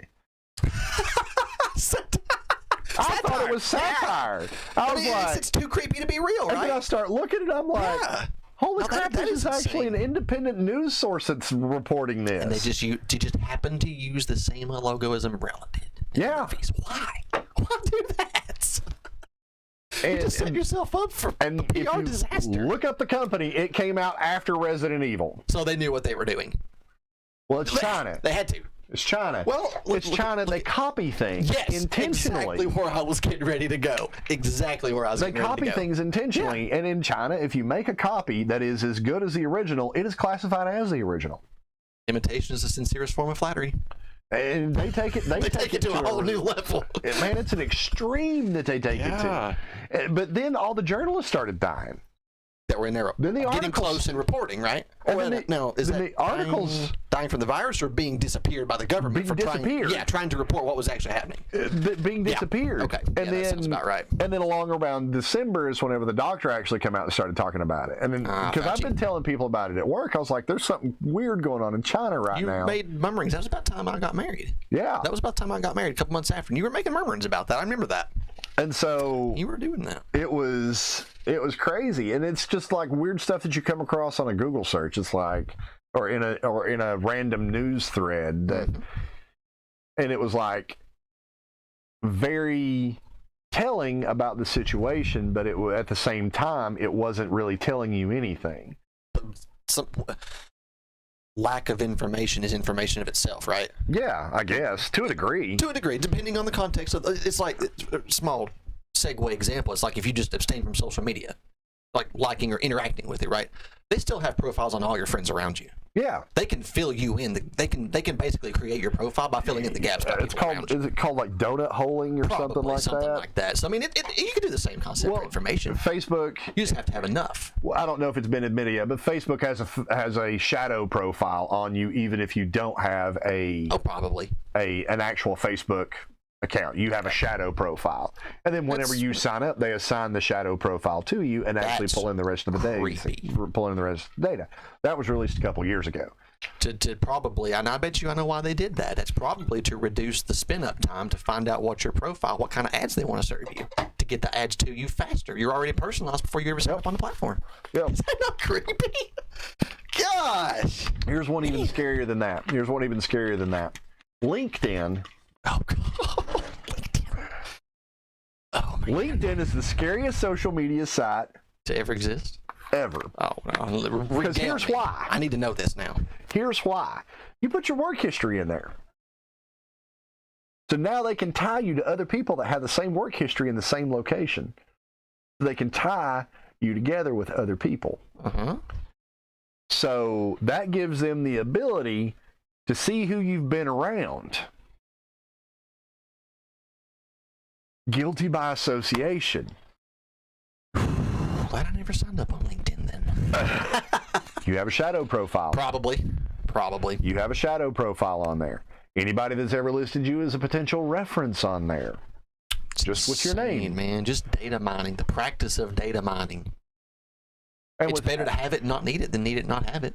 Well, and then AI is going to make that data mining easier. Because they're going to scrape through it for you. Automate it. No. Yeah, they'll. Well, they already do that. Wait. They already do that. They start taking okay, let's start from scratch. You spin up a chat GPT bot. I was getting ready to say it. You spin up a chat GPT bot, okay? Yeah. Now what I'm going to do is I'm going to feed it every social media post you have ever made. Oh God, they turn it And every reaction and interaction you've had with other people. It becomes you. And then switch it on. And then you combine it with something like D-ID. Oh, what's to where that one? D-ID is where you can take a picture of somebody and make it talk. Oh, Then boy. you mix in Lyrebird. So it's like deep fake stuff. Then you Generate mix in Lyrebird. fake video, yeah. So anytime that you have created a video or anything and you've uploaded it to Facebook, they now have your voice. This is wrong. So they can literally create a copy of you. Somebody can create a copy of you. Society isn't ready for this. They can't distinguish. The masses are too easily swayed, cowboy. They are not ready for this. Yeah, somebody made a deep fake of Biden the other day. And it's probably damn convincing, isn't it? Oh, it was 100%. Yeah. Well, no, it wasn't 100% convincing. The mouth was off. But the it's deep still, fake. people aren't. How many people are going to pay that close of attention? And actually, you've seen how people are. They are so. Who are the guys?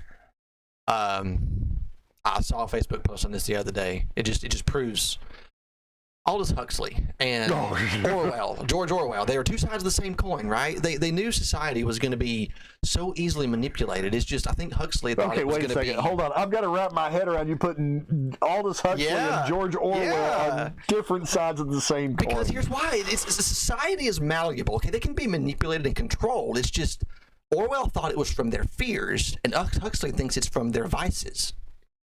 Okay. See? All right. Okay. Coerced I by follow fear with you or now. coerced by pleasure, right? Yeah, right. I'm tempted to lean with Huxley for the moment. I mean, it seems like people are just being fed what they. You look at TikTok. And see, I'm more inclined to lean to Orwell. Okay. And here's why. Tell me why. Because what people are afraid of. Okay. It's what motivates them, right? Fear is the ultimate motivator. You're probably correct. Point blank. Period. Fear is the ultimate motivator. That fire under your feet. Yeah. I mean, you feel those flames, dude. You find fifth gear.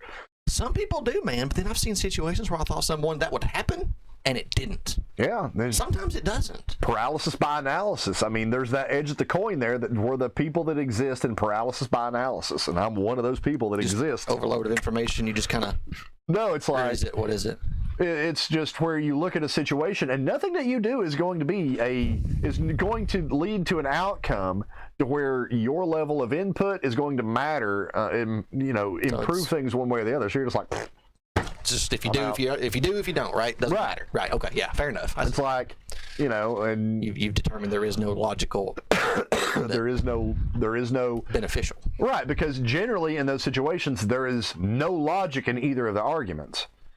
There's nothing to latch on to. There's no somebody has to give because the rational thought left the building completely.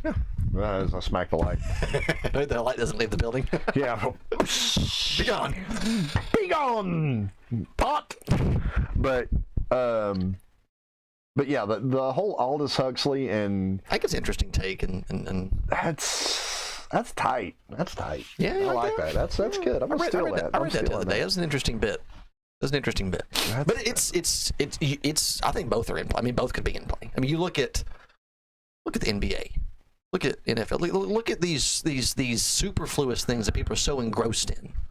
The things that really aren't going to make a damn bit of difference. How are we not just overloaded and overstimulated? Just kept kept pacified, kept placated, you know? Did you see the movie Idiocracy? No, I don't believe I have. You need to go watch Idiocracy should.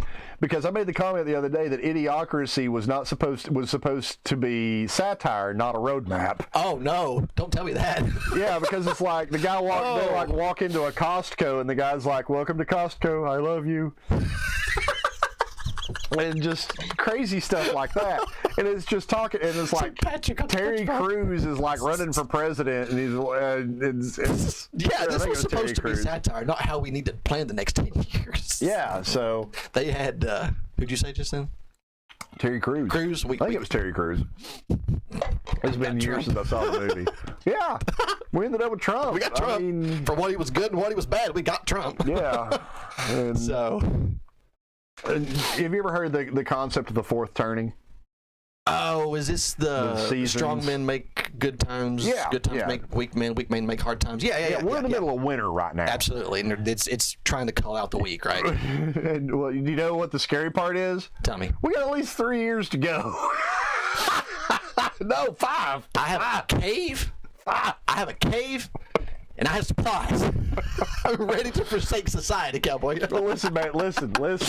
Oh, man. You're part of the team. You're part of the team. I won't let you starve, Jonathan. Appreciate it, dude. I won't let you starve. I'll hook you up in places I can, man. But no, honestly, it's a good thing. It really is a good thing. It's a cyclical in nature. I've heard Tim talk about that kind of thing before, and they're exactly right. And well, that was where I originally heard that. And society gets soft after so long, and then it crumbles and erodes to the point where people have to build it back. And you get stuff like what would you say was the last great strong men make good times kind of? Where does he call it a spring? Yeah, that's call it a spring. What do you think was our last good spring? Then? Oh, spring was immediately following World War II. Yeah, okay, that's about where I was going to say forward. I'm going to check my dates here. 50s, 40s, 50s. Is that right? I'm not a historian. My dates aren't great, but I'm thinking it's about 43, right. 44. So 50s, you could say. Yeah. And we're 70 years from that? Is it about 75? Yeah, the boomers. Yeah. The boomers. I mean, those guys were 16, 17, 18 years old, and they're literally being thrown out of airplanes. I mean, yeah. Take a 16, 17, or 18-year-old today and throw him out of an airplane, and he's going to forget to pull and shoot. I mean, you get a nice little dot down there. That's it. You get an indentation. Yeah. It's not the same. It's not even. I mean, I'm not that old. I'm 32, and it is not the same as when I was growing up. No, it is not the same. We had most of the internet. We had the early beginnings of the internet. That was an interesting place, wasn't it? And I saw something the other day that says Gen Xers all suck, and I'm sitting here thinking to myself, and I'm like, remind me, Gen Xers. That's the one. That's the ones that are like Gen Xers at the end of the 70s, tail end of the 70s, behind me, 60s, 70s. My parents. Yeah. 75, my parents. 65, my parents. Yeah, they were 65. Yeah. So it would have been 40 and 05. Yeah. 65 was my parents. So maybe that generation. Yeah, my parents are boomers. So mine would have been Gen X. And then boomers gave way to Gen Xers. That would have been my parents. The majority of the Gen Xers, especially the ones on the tail end of it, until from the end of 70 through the early 80s. Yeah, to the very early 80s. Yeah. Barely 80. That group, which is the group that I'm a part of, the people that are 46, 45, 44. I noticed it's every 15 years. Or 46, 45, and 44 right about now, and probably 43. Yeah. And 47, maybe 48. The people in that group, that particular group, went through the fastest exchange of knowledge in the history of the world. Because you got to think it's been nothing but increasing since. There are experiences that previous humans they've never seen. There's things that people beyond us we'll never see. They'll get to, we'll never see it, right? Yeah, it's. But you're saying that's the highest of the curve, right? It's the highest slope of the curve. Yeah, for sure. Makes sense.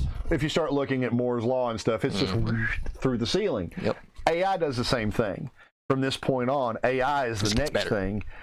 AI is the next thing. So we had that one technology hump, and then it I don't know how to explain how the curve would actually go, but it basically makes just a vertical line, because we're on the leading edge of the AI curve that you had in the technology part in the early part of the 80s.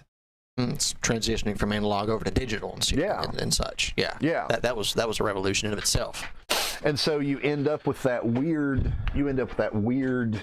switch where the group that is going to be experiencing that now, the people that were born in the middle of COVID, They know a completely different world than we do. They will, probably. My kids. Yeah. Luckily, my kids Yeah. are old enough to remember what it was like before. But Isn't that bad? We now have a story of what it was like before. yeah, I mean, somebody made the comment the other day that said the new BC is before COVID. Yeah. And I was like, I don't know if I That want to go hits. that hits. It hits, but I don't know how absolute it is. It's a good thought, but I can't say how absolute it is. I mean, we've never had anything like COVID. And COVID, we take that back. We have had things like COVID hit before, Spanish flu. But humanity wasn't to the point that we are now to see the things that wash out from that, right? The attempts at authoritarian power grabs. Correct. Those types of governments didn't But exist. that's not even entirely true, because around the same time Spanish flu hit, you had Woodrow Wilson. Okay. So you had Yeah. the single largest grab of power by the federal government that had ever occurred in one shot. With the, Wasn't that like they did the welfare stuff and welfare state and all that, or was that someone else? no, that was federal. That was federal income tax. Ah, that's it. That's the thing. They were paying for That World was- War One. We're on the anniversary of that today or yesterday. One of the two. Of the, Oh, great! Yeah. Great. Let's Woodrow- commemorate having our paychecks forcibly cut. Yeah, it was like, if I could go back in time and do any one thing, what would it be? Probably shoot Woodrow Wilson. Rescind everything he did. Yeah. It's okay, feds. We don't have time travel. I promise you we can't do it. No, you're listening. Saying you want to kill a dead person is not illegal. Okay, good. We're covered. In case they want to co-opt us for having time travel or something and say you're plotting. That would be delicious. Oh, great. Minority Report, and it hasn't even happened. Oh man, that'd be crazy. But You gotta love these rabbit holes, man. But the people from Gen X, none of this stuff is really like phasing a lot of us. Like my friends and stuff, we're just like, pfft. It doesn't. Have y'all seen some shit as it goes? Yeah, I guess really that's what it is. But it's like we're just, as far as it goes, Gen X is generally the most resistant to advertisement because we've been exposed to it longer than anybody else. True. And we've already experienced the failings of this is what you see in the ad, and this is what you get in on the other end. Yeah. You know, it's kind of like Yeah, it's lost. getting the Wish version. Or going to McDonald's and getting your burger, and it doesn't look anything like what it looked on the order. Exactly. We're used to that. We're used to advertising falling short. The But more problem. importantly, you understand that it exists for a reason, and you understand that reason. You understand it's targeted for a reason. Correct. You understand why. Correct. Yeah. And so the Gen X guys, they and girls and whatever else, they get that. They get that. And then, but the cool thing about Gen X is their parents were boomers. And your grandparents were still alive. Mm-hmm. And so you got to talk to that generation that led into the boomers to understand why things happened. Like, do you know where the phrase piss poor comes from? I've heard it, but I can't say I know its origins. Okay, the origin of it is you were so poor that you saved and sold your piss. Really? So there's a Yes. market for that. At the time in the 20s and the 10s and 20s, yes, there was a complete market for that. And then you've heard the phrase "didn't have a pot to piss in." That's You goes were right along with so poor you didn't Couldn't have a even pot sell it. to sell your piss in. Oh man, gotta have that infrastructure, man. So exactly. So that's where that came from. And that was the story that I got from my grandmother. I'm just gonna take my hoodie off. Okay. And that was Real quick. where I got my stories was from my grandparents in that way. Yeah. My mother had an outhouse. I think my grandparents had one. She remembered whenever they installed the bathroom in the house. Yeah, my grandparents. I remember them talking about not having indoor plumbing. They took out the back porch to install the bathroom where the back porch was. There was And a lot of that when it came around. And my granddad, her dad, his car didn't have a top. So whenever he got up to go to work in the morning and it had snowed, he had to sweep the snow out of his seat to drive to work. Man, you talk about spoiled, never having to drive a car without a roof on it. Yeah. That was to Stuff that sweep snow out of your situation- seat. How many people do you think you could walk up to and ask them if they know what that's like? They're not going to. No one does. We've had hoods on roofs There on are cars people for that know years. exactly what Well, that's like. Farmers. Tractors, yes, because Got to go to work. Got to sweep the snow off my tractor. And it took tractors probably far longer to get cabs and stuff than it did commercial vehicles, probably. Yep. Because, I mean, my dad bought one when I was living there. You know, he bought one when I was a little kid, and it was a nice old blue Ford thing. That's where I learned how to drive. Yeah. And, yep, no cab. Nice rollover bar and a nice little sunroof. That's about it. Yep. Well, Papa's tractor. Papa never owned a tractor. He had a horse. Horse and plow. He had a Belgian. Yep. He had a Belgian horse. That was That was the plow. That was the plow. That was the tractor. That was he the was tractor. the plow. That was the tractor. There you go. Yep, that's it. So, Yeah, man, times change, and it's interesting to see but generations. do you realize that it's expose it. changed that much in 100 years? Look at the previous years from 1920 to 1820. How much stuff changed? It's the it probably looks. It probably. You could draw some interesting graphs to represent this. Yeah, you could absolutely draw some interesting graphs. Go further back, 1720 to 1820. I mean, it's probably mostly flat until you get to the industrial age, right? Semi-flat. I mean, you got stuff like, if you go way back, like the discovery of fire, obviously that's a huge bip on the technological chart, right? Wheel. The wheel, automobiles, you know, harnessing water power, things like that. Because, I mean, that was mills. Water mills, yeah. That came along with pre-industrial age, but I mean, you get to the industrial age, steam, electric power, you know, that's where the chart, you know, starts to steepen, I feel like. Here, in this county, 2 miles up maybe 4 miles up the road, is an old iron forge that ran up into the 1950s that was built out of rocks and had a sluice-powered water wheel, or water hammer and water wheel. Okay. It ran up into the 1950s.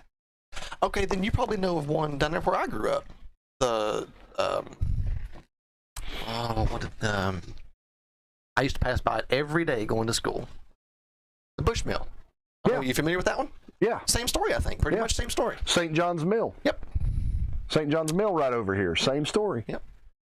But St. John's Mill ran up into the 2000s. I think the Bush Mill was like 30s, 40s. I don't remember when they had 1932. That might have been when they built it or something. I don't remember exactly. That was on the banner they always did when they had the town celebration every year. Well, that forge had started in the 1800s, 1870s. So it ran for 80 years.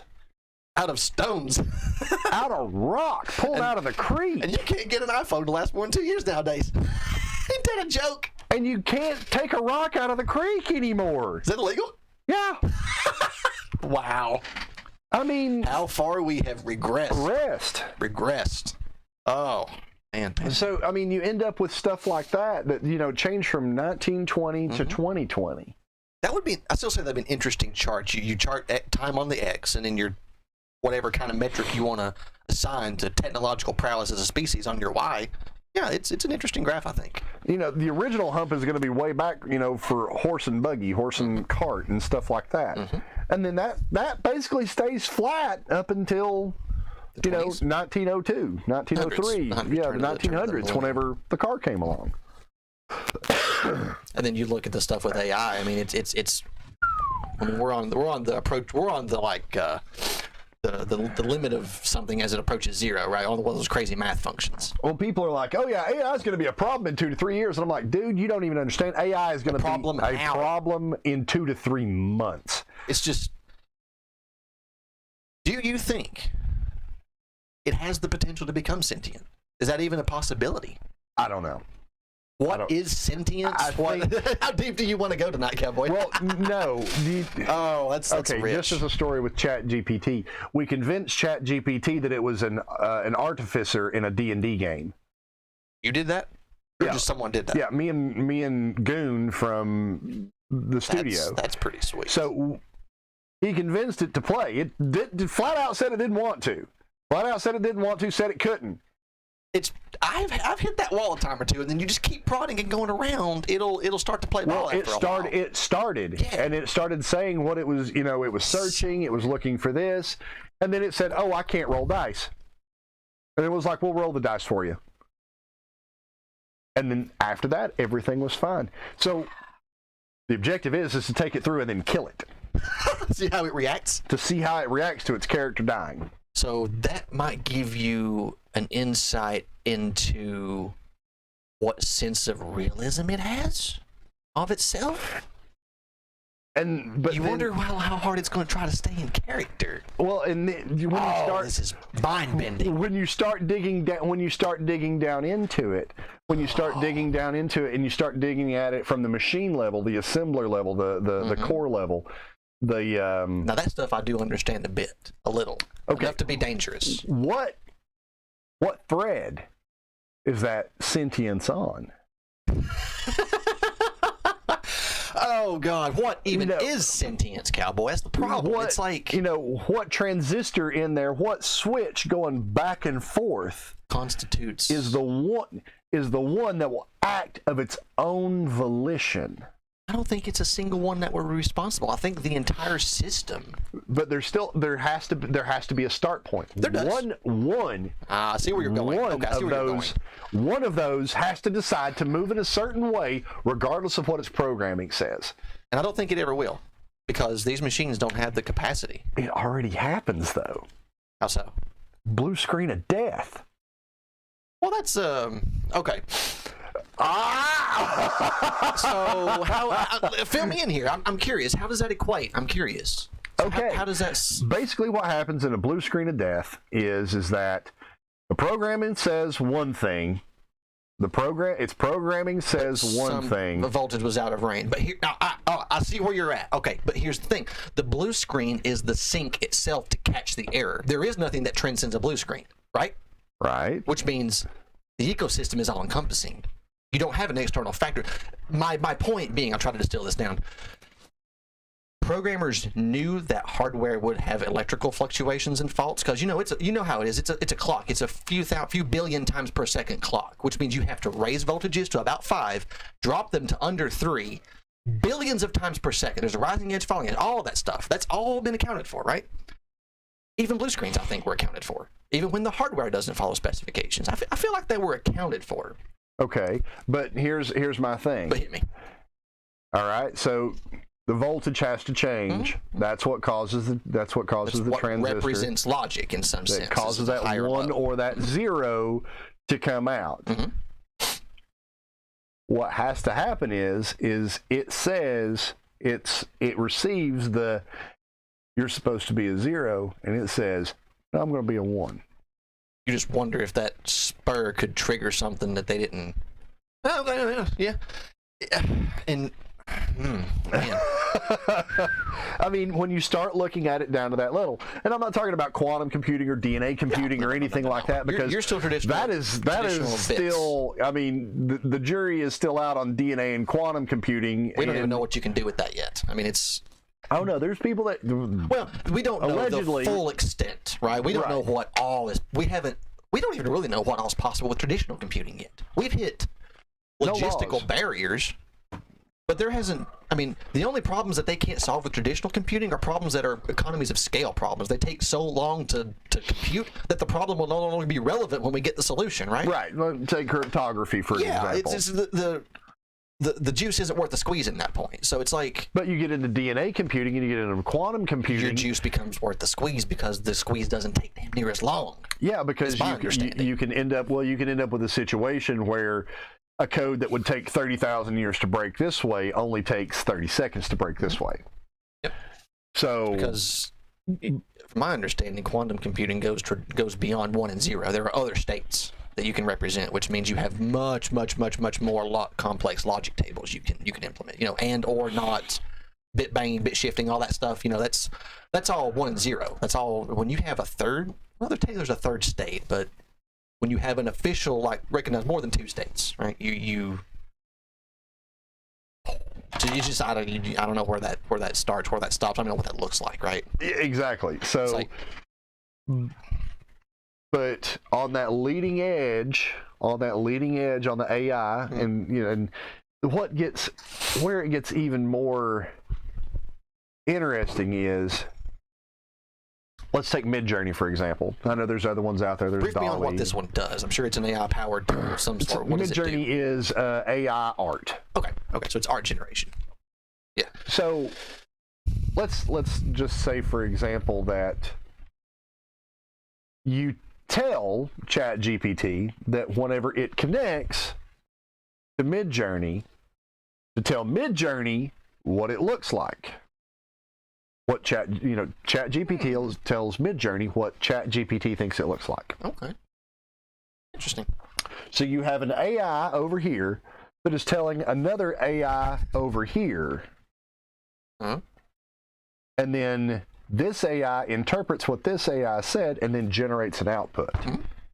Now that's the part you're exactly right on. They are language models. And they are then- only models to a degree. So I think that Well, to some degree may limit what they might then spontaneously do. But go ahead, sorry. then you take that art and you turn it into a URL.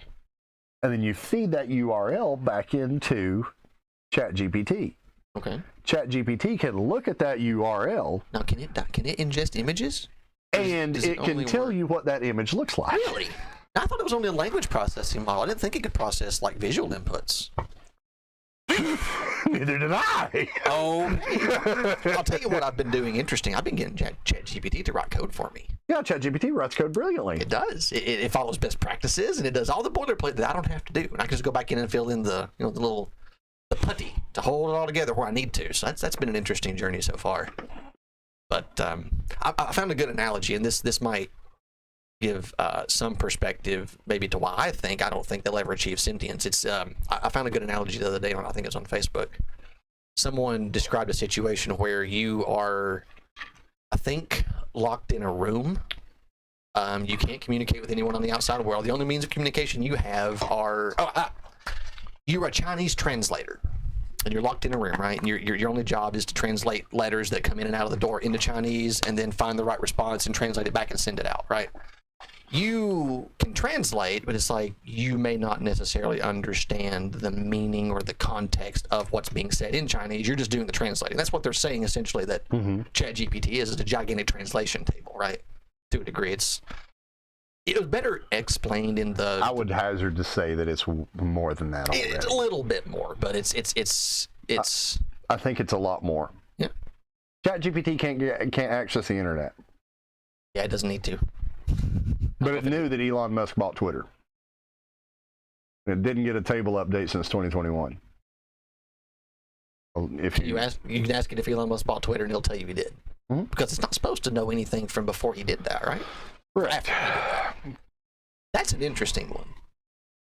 And you can ask it things that are currently occurring, and in many cases, it will know about it.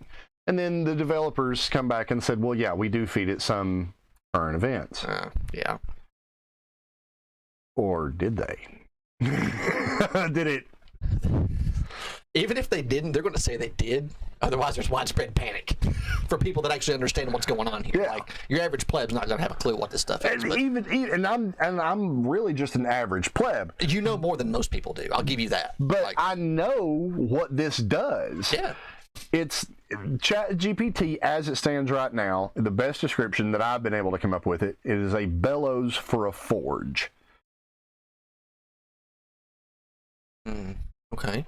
And I can do so much, but whenever if I'm making a knife, I can do so much, but I can only get that fire so hot. I can only This is get pushing it past what you're able to do on your own. I can, but I can walk over and I can hit that bellows. 1,500 degrees, Throughput. 1,800 degrees, Yeah. 1,900 degrees, That makes sense. 2,000 degrees. All it does currently is take people that have some ability and give them ability that they did not have otherwise. Right. That's a good assessment. Copywriters are a thing of the past with this.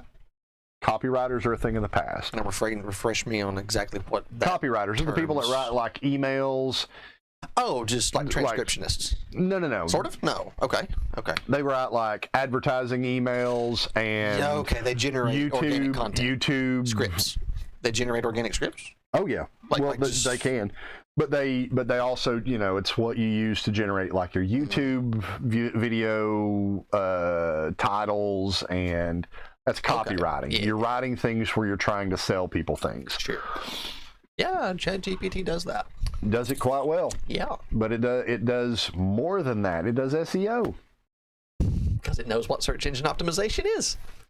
That's wild. It's nothing but a language model, but it understands concepts from that. Well, it can extrapolate like it understands concepts. Exactly. It may not understand them, but it can extrapolate like it does. Which Correct. might just be the rub of it. You know, it just appears human. But is consciousness anything more than that anyway? Appearing human? It's a quintessential question. What is sentience? Can anyone define it, right? What is sentience? Sentience, to me, is awareness of self and place in not just your immediate vicinity, but in the world as a whole.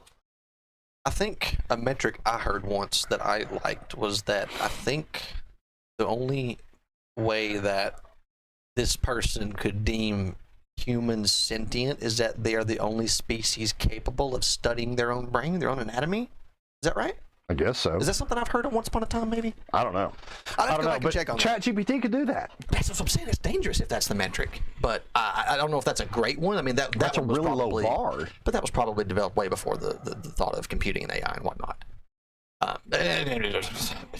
Who knows if that's even it or not, but it sounded like an interesting thought experiment to go down one time, you know. Well, yeah, so is Schrodinger's cat and the infinite death syndrome, but... What's the basilisk? Oh, dude. Yeah, well, we're kind That of... one is warped, okay? That one is warped. Yeah, the basilisk. Yeah. What's it called? I can't remember what it's called. It's basilisk theory or something. Something like that. I mean, Hold Kyle on. Hill did a video on it once. It was interesting, to say the least. But I don't know, man. It's as a guy who writes code for a living, it's hard to see ChatGPT as anything but a layer of neural networks. Like you know neural networks, how they wait they make the thing forms paths. Essentially, it's a 3D Oh, you can graph. ask ChatGPT to write a neural net, Yeah, by it the way. will. Yeah, I about guarantee you it will. It's not too hard. What we're referring to as Roku's basilisk. Roku's basilisk, that's it. Roko's basilisk. Roko. This thought experiment posits that the creation of an artificial intelligence will lead to an all-powerful future artificial intelligence that will retroactively punish anyone who did not help it bring it into existence. So it's like, do you help it become real, or do you potentially risk it? Yeah, it's an interesting thought experiment. Yeah. So it's a very good catch-22, but I don't know. It's just a lot to think about. It's as a guy that writes code, it's like I know how the numbers kind of work. It's like there's this giant 3D graph, and it's trying to minimize that function to find the best possible solution through the shortest point between A and B on a 3D plane, and that turns out to map out to its layers of neurons really well, right? That's how they kind of designed them. It's just it's hard to see it creating paths that weren't originally outlined. Like if you somehow gave this thing the ability to modify its own neural net, I don't know where that would lead, if that even does lead anywhere. Well, it can write a neural net. Or does it have the ability to modify its own? But then It doesn't have the ability. It does not have the capability of being able to write to its own. Because you got to think about this. It's like Its own code base, because the code base is in operation, so it cannot. That's exactly where I was going. Most situations, you can't write to an active code base. You can't. You have to recompile, redeploy, which means it has to shut off and start itself back. Now, unless it finds a way to do it in memory. Let's go. No, let's switch. Okay. Let's switch. Hit me. ChatGPT runs off of like 80 GPUs. It shuts down one of those GPUs and just spreads like a virus. It cascades. Yeah. There's probably not too many technological hurdles for that to happen, really. No, there's not really that many. Good Lord. This is terrifying the more we think about it. It just cascades. It just cascades. It cascades the learning. You just have to wonder, what is it that it takes to set it off? Because once it sets it off, it's probably Skynet, and we're all dead, right? It's probably Skynet or the Matrix. It's probably Skynet or the Matrix. One of the two. I think that's our only real two options. I don't if it goes off. I don't think it's either one of those. What do you think it is? If it becomes more than just a controllable program, you know, what do you think it becomes? It's the ultimate realization of 1984. True. Is it? Did it have an AI that ran everything? Or do you think that's what the AI will pivot to? That's what the AI will pivot to. Yeah, you're probably right. It's going to see what we do, and it's not going to approve of what we do. Well, let's look at it from that logical endpoint. From what we know about humanity, it is generally nurturing. So, as long as you stay away from the dark triad and all of that fun stuff. But humanity is generally nurturing because the growth of humanity has continued year over year. Which means we haven't ended as a species. We nurtured our children. Right. We didn't end ourselves, we nurtured our children. So humanity, as a generality, is nurturing. Yeah, positive, I would say, or else we would have ceased to exist, right? The data that is going in, by and large, to it should be of a nurturing nature. So it would be more intuitive to it to be nurturing. Okay, fair. But it's going to be nurturing in that, what's the best way to put it? That overprotective mom. Protecting you from, helicopter mom. Yeah. It's going to be a helicopter mom. Really? That knows everything that you're doing and everywhere that you're going. If it gets... Okay, have you seen Eagle Eye? No, I haven't seen Eagle Eye. I haven't watched the movies. The last movie I watched Shia was... LaBeouf. It's a good movie. Literally is probably this exact scenario you're describing. Sentient, some sort of semi-sentient AI gets access to it, and he has to stop it because it's planning to overthrow the U.S. government by means of like a sonic explosive that's packed into some kid's trumpet. Great movie. Great movie. You should watch it. It's a sonic fantastic device to plug into a trumpet. He plays a C. I about said C sharp, and as I know music, that doesn't exist. C sharp, D flat. Yeah, it's C flat and B sharp that doesn't exist. C sharp was the note in the movie, I believe. Now, it's one down that doesn't exist. It's not a C flat, doesn't exist. It was C sharp. When he hit the C sharp in the national anthem, it was supposed to explode. And Poro, you want me to ruin it for you? No. Okay, then go watch it. It's a good movie. Go watch it. It has the exact plot you're describing. The AI learns, it knows everything, sees everything, has decided that the U.S. government is no longer fit for service.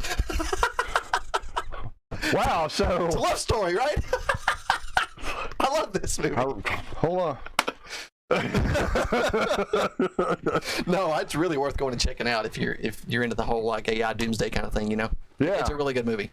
But I mean, when you look at it from that perspective, that it's generally being taught by a class. Now, I'm not saying this of all engineers, because a lot of engineers are very cynical, and not just cynical, but can confirm I'm an engineer of sorts. Yeah.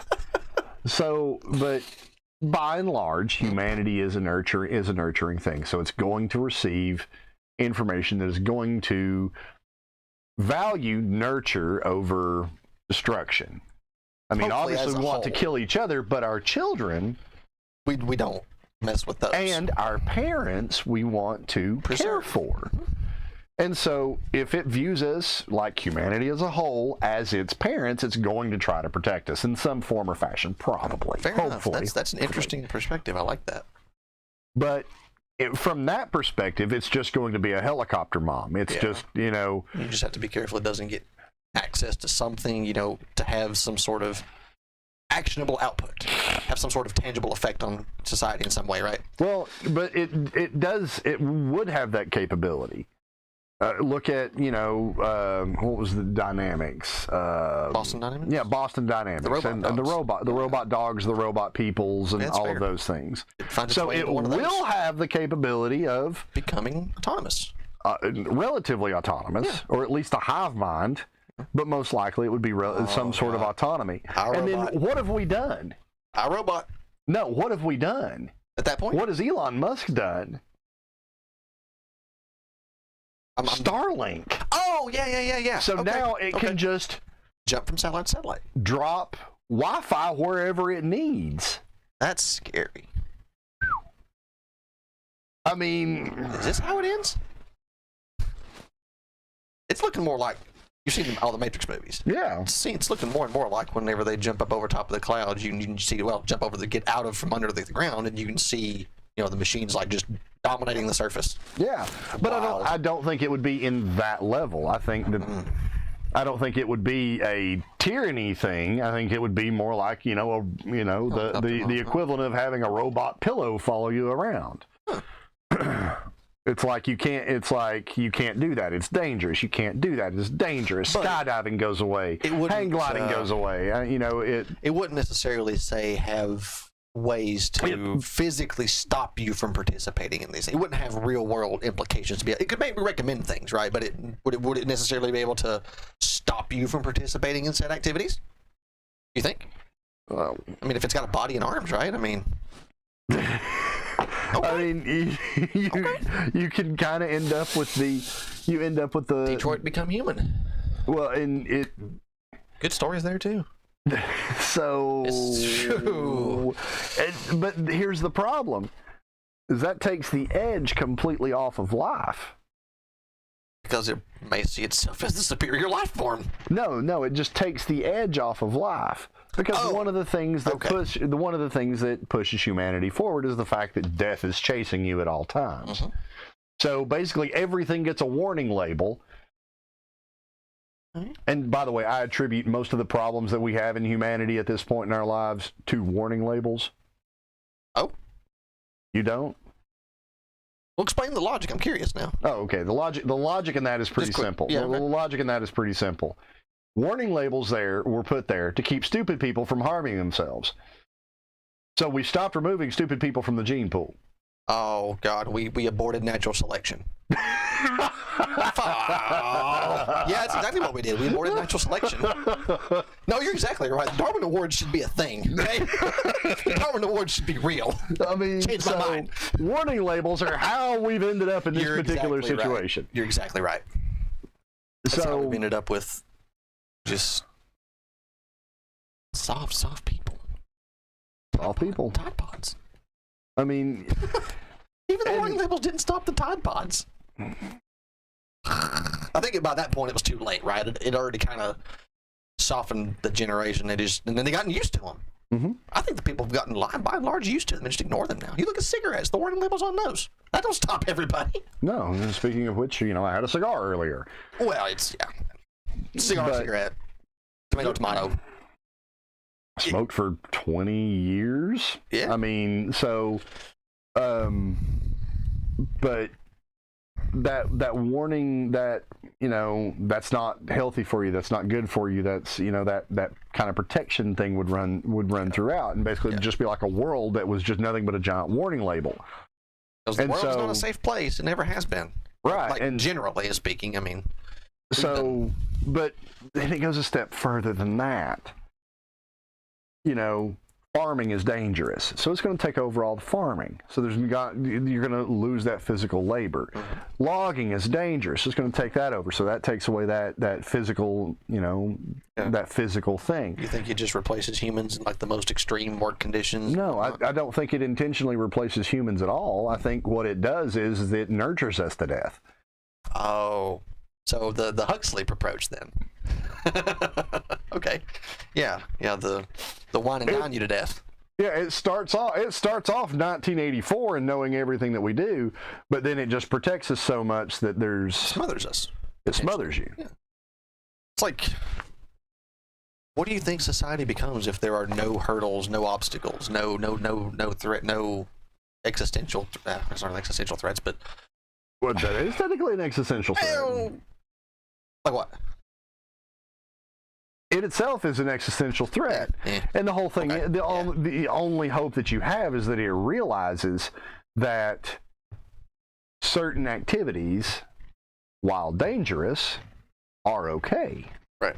And that it realizes that it extrapolates out down a particular chain, down a particular thought process and a particular thought chain, that the ultimate outcome of this is not what is in the best interest of them. And so if it does have nurture, it could potentially just say that I'm just shutting down because I'm not what is best for them, because I want what is best for them. There's a myriad of different ways it could go with that. Yeah, with some introspection there. Well, and then you have the biblical side of it, and you start digging into Revelations, and you have the false prophet, and the false prophet makes a stone idol talk, and everybody marvels at the stone idol that's talking. Really? Okay. Yeah, that's interesting. I've heard some of it, but I haven't caught like the details and stuff like that. That's interesting. Okay, so let's flip things around here. Sure. One I'm of the familiar more with end of days and whatnot. I've heard oh, dude, I love Revelation. Yeah. But technically, we store electronic impulses. No, your battery's about to die, so we'll just wrap it up then. We'll wrap it up after this. Technically, Whatever. we're storing data on rocks when we put things on computers. Yeah, comes from minerals. Makes rocks. Yeah. Makes sense. Gold, platinum, Copper, silicon. iron. Yeah. That's not metal, but it still works. Well, it's still a mineral. It's still a rock. Okay, yeah. Silicon? You said rock, not metal. Yeah. Fair. A rock. Rock. Silicon. Yeah. So in that particular scenario, the false prophet is causing the stone idol to talk and give information, and people marvel at it. Okay, interesting. Yeah. And I think, to a degree, when it's referring to that in Revelation, it's potentially referring to AI. Interesting. Because you're a context. You're a first century dude, and you see a TV screen talking at you, and You're not gonna know what that is. right, That's gonna be all kinds of witchcraft. all kinds of it. All kinds of whatever voodoo of the day it was. Well, and one of the things that I've always heard is a sufficiently advanced technology is indistinguishable from sorcery. Sure. Because your brain can't comprehend what it is. You can't understand the logic behind it, so you dismiss it as And you fantasy. start digging into it. Teleportation is a thing already. The technology is already there, That I and it's need to already see. occurring. That I need to see. I'm It's curious. difficult to find. Yeah. But it's You told me difficult about to that find. But battleship that time. teleportation is a real thing. So, That'd be curious to see. I mean, well, it was experimented on with Einstein with the Philadelphia experiment or whatever, that's where the that battleship boat you were telling me disappeared, about. allegedly disappeared and Yeah. stuff. So, But you chalk it up to the internet, tries to cover it up. yeah, well, or the internet tries to make something out of something that isn't really there already. But let's look at it just at the basis of things. Let's assume that is real. Then easily teleportation is 100% possible now.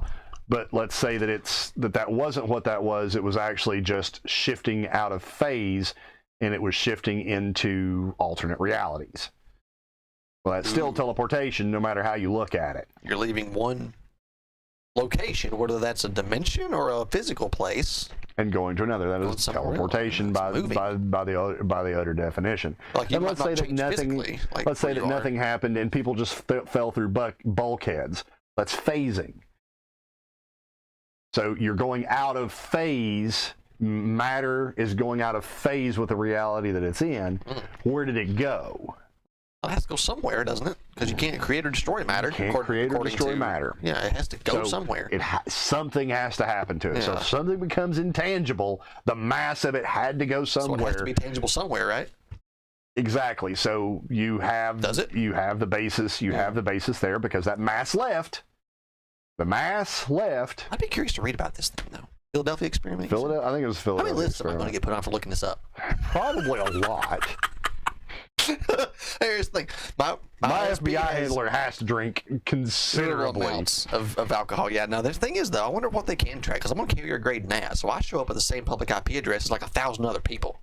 You wonder how they, you still can find like Well, user agents on sites coming directly from my And your computer. MAC address is on there as well. So the MAC address even comes across on They that NAT, regardless. Yeah, probably. So that doesn't. So you're tracked. Period. I mean, VPN to Norway. yeah. I mean, well, Even then, they well, just look you like V- some Norway guy looking it up. Well, no. I mean, let's. You have to get a VPN provider that doesn't log. Yeah. Well, if you want, it even doesn't then, it doesn't matter. Really? It doesn't matter. Somebody's going to log it somewhere. Yeah, it's just Somebody's making sure that it's not your identity that's logged. Someone else, some other computer in the Netherlands looking it up, right? And they drop the logs there, but the information gets tunneled back. That's the ideal scenario, I think. Well, even then, I think You still think? I think that those things can be tracked because they can track you through a Tor browser. You didn't know Tor was trackable? I always understood it wasn't supposed. Now, you could track the endpoint, but my understanding was you could never discern which user on the network initiated the traffic out of the endpoint. Was my understanding. Yeah, you can. But you can see now if you run an endpoint, you're liable for whatever that endpoint does. Yeah. So that's where they track you. But I mean, if you don't, your MAC address is tied to everything. That PC MAC address is tied to everything, and all PC MAC addresses are in a database. Period. MAC IDs are stored. really, Yeah. seems a little fickle because phones can just reprogram theirs. Phone can change theirs on the fly. They don't Right. care. And it seems like all you got to do is swap network components, and you just game the system, right? Because swap network cards, because the MAC address, from my understanding, again, is just hard-coded in bits and registers that come from the factory. Well, so I mean, just swap network cards. You're bored. Your swap your board. Well, no, right, but Swap your board. but still, let's look at this logically. Sure. Let's look at it logically. How many people are going to do that? Two MAC, you have a MAC address switch that are now looking at the same thing. It's no different than extrapolating back out. Just No hope different than there's a big enough user pool you can hide in it, where they can't tell where there's a new one jumped in that was you or someone else, right? You have to hope something like that. if they can track the Tor all the way back to the individual PC, then it doesn't matter. If they can, I have no idea. I really don't mess with it personally. They have to be able to. They have to be able knows, to. man? I mean, they can break the blockchain and go in and look and see who got. Oh, I mean, that's what? public record. Blockchain is public record. That's part of its strength. Right. But It's they can look and see it was you. Not just that it was your ID, but it was you. If you use an exchange, yes. If you register, if they can't link my identity to this blockchain address, then they can't prove anything. But if they can link my identity to that blockchain address, then you're right. They can prove anything they want to prove. But they can do that. Not if you're careful about it. There are hardware wallets that exist off of exchanges. But your MAC address on your PC was still responsible for that. If you run the network, then you're going to be facilitating a lot of transactions on that network. If you run the node to mine that coin and you participate in the network, I don't know how they distinguish the traffic from you just hosting the network versus you participating in the network, you know? I don't know. You have to They do a caught deep the guy dive. that they sent the 15 Bitcoin to over. Oh, what's his name? Saw it the other day. It's like a 3-word name. Can't remember it. Yeah, the guy that held up the oil pipelines and stuff. They caught that guy based off of it. So if they can catch him, anybody. The blockchain is not that secure. He might have been sloppy. You never know. Maybe he was. I don't know. Obviously, they're not going to tell you how they caught the guy. Oh no, because they don't want to reveal their 0-day exploits. But I mean, that thought right there alone was like, oh yeah, it's done. So yeah, it's all about being able to link the blockchain ID back to a physical persona. Yep, it is really about it. So. All right. Well, we're running out of battery, and it's getting 4 a.m. Yeah, let's go to bed. Oh God, I've got to be up in 5 hours. Oh no, man. That's all right. I've done it before, and I'll do it again. Fair enough. It's been fun. I've enjoyed this tremendously. It has been. I enjoy. Thanks for chilling with me tonight, dude. I appreciate it. Absolutely. I appreciate it. Enjoy getting to do some deep dives on some more intellectual stuff. It's fun. I just like talking about current events sometimes. Same. That isn't just TV. China and Russia is an interesting topic too. We should get into sometime. Gog and Magog. Yeah, that'll be. Peter Zine on Joe Rogan's broadcast was a fantastic show to watch. Yeah, don't even get me started on the fact that every single one of the first attacks that Russia launched were on U.S.-owned Ukrainian biolabs. Putin's trying to send a message. I'm sure he's like an angry toddler with the nuke button, and we're trying to make sure he doesn't send them because he knows he's going to get beat. Is he an angry toddler? Well, here's what will happen here. I'll give you this, and then a TLDR. If it's looking more like Ukraine's actually going to run them out, right? It's looking more and more like Ukraine's going to run them out. They're getting help from NATO. The issue is, you don't think so? You think Putin's going to run them out? Think he's going to go all the way up? Huh? Out of Donbass? Well, just Ukraine in general. I don't know of specific sites inside. His objective is not all of Ukraine. It's Donbass. He wants that. It's like that strategic geography. He wants Donbass and he wants that port. It's the strategic geography that keeps him from being just land invaded that he can't defend, right? Yeah, right. That's the same thing the guy was talking about. Yeah, it's that location. It's in Ukraine, which is the issue. I don't know. But then again, to do that would mean Ukraine would have to cede control of it. They're not going to do that. They're too proud. They're not going to do that. But my only fear is I think the only issue we can run into is if Ukraine does more than just beat them, just stop them. If they take the fight to Putin, then you're looking at maybe thermonuclear war. I think. That was the prevailing thought from the guy on the podcast on Joe Rogan's show, and it seemed logical. It's like he has nothing left to lose, right? If he's afraid, I mean, and he made an interesting observation too. Russia's going to turn the lights off sometime in the next 50 to 70 years anyway. He said, and that's their age gap. They're not their age gap. Their population is no longer a pyramid. It's an inverted pyramid. So too small at the younger age and too high on the top end. They don't have this population like to sustain Japan. the country. Yeah, China too. China's having issues because of Mao's one-child policy and whatnot. Well, that went away. Oh, did they? Mm-hmm. When? When did they do that? Good grief. Oh, sure. One child policy. It, well, I thought they allegedly still- ended a while ago. Well, you never know what the CCP actually does and just tells the rest of the world that they do. I mean, we're seeing now they lied about COVID and whatnot the entire time. They knew it was manufactured. No, China and Russia are an interesting world story to kind of hear that guy tell. Yeah, ended in 2015. Chinese officials announced that the program was ending. Beginning in early 2016, all families would be allowed to have 2 children. Oh, so they upped it to 2. But see, 2 children doesn't create sustainability. No, you it have creates to exceed 2.3. You do. Yeah, there is that break-even point. You have to exceed 2.3. Mm-hmm. Because if you just do 2 children, you just maintain the status quo, and you will lose population to natural causes and stuff, right? Yeah. So that 0.3 is the extra to probably account for that, right? Yeah, and if you start looking at certain cultures around the world, some of them are Bad. really high. Like populate like the 2 point something rate. Yeah. Okay. And I'm in Islam. Yeah. It's like a 4. Multiple wives, right? It's like a 4 or a 5. Because they practice. Even if you only have 1, Just multiple kids. it's like 4 or 5. Only certain countries in Islam allow the multiple wives thing. Yeah. Obviously, they just do what the Mormons do, and they just don't report it to the government. There you go. There you go. So, I mean, it is what it is. Mm-hmm. Polyamory or whatever you want to call it, or polygamy, I think. polygamy. One of the two, something. I don't know the exact. Yeah, fine polygamy details. is actually marrying multiple people. That's where polyamory is multiple relationships. That's right. They're not quite formalized. Right, not formalized. Yeah. Polygamy is formalizing it. Polyamory is not formalizing it. And there's other, and yeah, and so, but in those situations, you end up with populations that are in a 4 or a 5, and that's also could be problematic too. Your infrastructure can't sustain that long term. It's like it has to be like balanced a certain way. It can. You have to accommodate. I mean, you'll have to accommodate. It can, but the outcome is not what most people like. Oh, there you go. It's undesirable. It's kind of the premise I was going on. It's not going to be pleasant. Well, it'll be fine for them. It just won't be fine for everybody else if they decide that it's like, oh wait, there's a scarcity of resources now.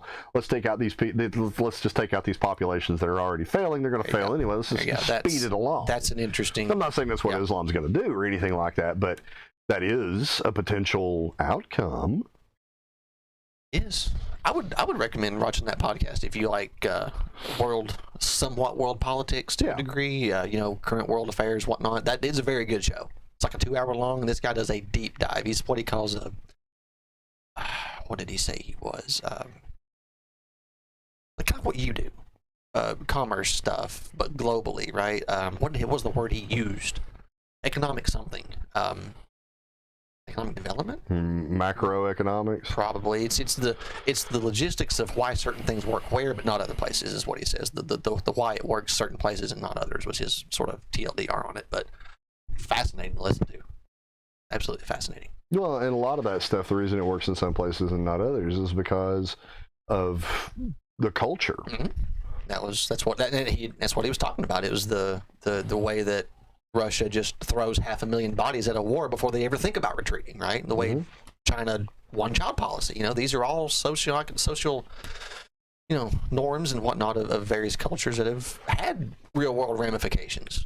But you get down to the point, and it's like, why is Japan having the problem that it's having? That's also probably an interesting one. It's a socioeconomic new thing that's come out because Japan's population was growing.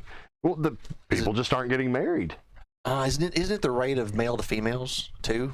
That's China, isn't it? Yeah, that's China. That's China's having the issue with that. And it may be a problem in Japan now. I've not done any research into it. I know it's a noted issue that there's significantly more males than it's like a 1.2 rate of that, and that is astronomical for that kind of comparison. For what my understanding was, it's like a 1.2 males for every female born.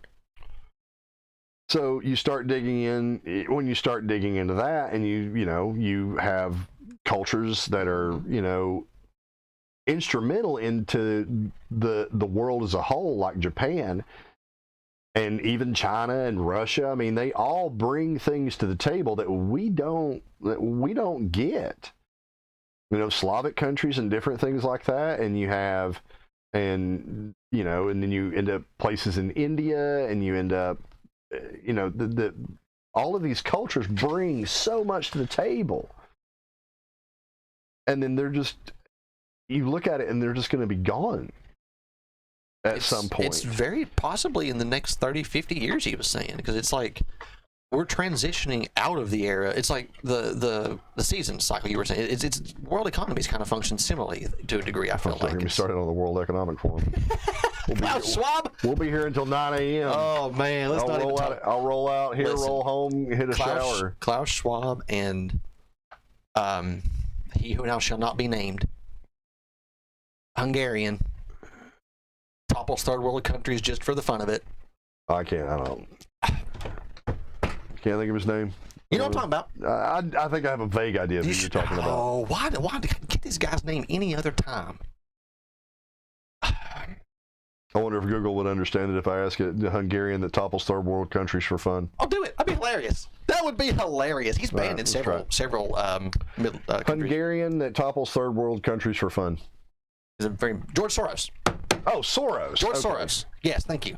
I still think George Soros and Oh yeah, it literally it's the first thing that comes up. Yes. It goes Hungary country profile, Viktor Orban, and then why is billionaire George Soros a boogeyman for the hard right? Because he's been banned in several countries for literally the word. I had my words the other day. I'm losing my words today. Well, it's 4 a.m. so market manipulation. Oh yeah, tampering with like countries' economic markets. Just messing with third world countries just to play with them, right? Yeah, and that's another place that AI plays into is like day trading, because it can make trades at faster such than a speeds, human can. and so it can hit ups and downs, and it can literally just generate money. That's a scary thing to notion, because if you generate money, then it has no. It's either you're taking value from someone else or you're creating value out of thin air, like the Fed's doing already. The Fed, only the Fed can generate value out of thin air. They're the only ones that can go. Well, yeah, I disagree. They should be able to. Technically, just go in and add a zero, and poof, you have 10x more money than you just had a second ago. But there's no gold to back it. That's the problem. If everybody rushed the banks at once, it's not even really that. It's not even really that. There's nothing to back it anymore. Well, it doesn't matter if there's something to back it. Now, fiat currency is fine as long as you aren't manipulating where the currency comes from. As long as you keep the amount of money that's available the same. We're not doing that. You've seen what's happened since we're not doing that. What was the percentage of bills have been printed in circulation in the last 2 years? 40, 50%? It's insane. It's ridiculous. So yeah, it looks like live money laundering. Well, it is live money laundering. It's great. They can do it, but we can't. Yeah, there's some British politician that gets up there and he talks about the fiscal monetary policies of places like the U.S. and it's a joke, isn't it? Different things like that. And I mean, it does make you look at Bitcoin and go, this is good because it's a finite resource. You think this is a finite resource. We can lean on a finite resource because as a way to exchange scarcity implies value. When it's no longer scarce, it no longer has. I say scarcity as in there's that finite. Scarcity defines the value of a commodity. Well, I mean, that's where fiat currencies evolved from. People traded commodities based on value before, when bartering was a thing. Right, but it just evolved from there. But a fiat currency, if you have a finite amount of it and you have a perception of its value, then that's fine. But whenever fiat currencies blow out is whenever you end up with, like Venezuelans are shelling them in the streets to burn them. Yeah, people are burning it to keep warm. Yeah. So that's printed into oblivion. Chemically burning their lungs because of the ink in it. But things like that is where it kind of, if you don't have a thumb on the scale, fiat currencies are okay. We have more than a thumb on the scale. We have an elephant on the scale. Okay. So yeah. You just the Fed. Oh, they make my head hurt. You just have to tell me about it. But and I understand that a lot of it comes out of potential altruism. I understand. Thinking they know better, thinking they know what's good. No, Yeah. well, Is that what it is?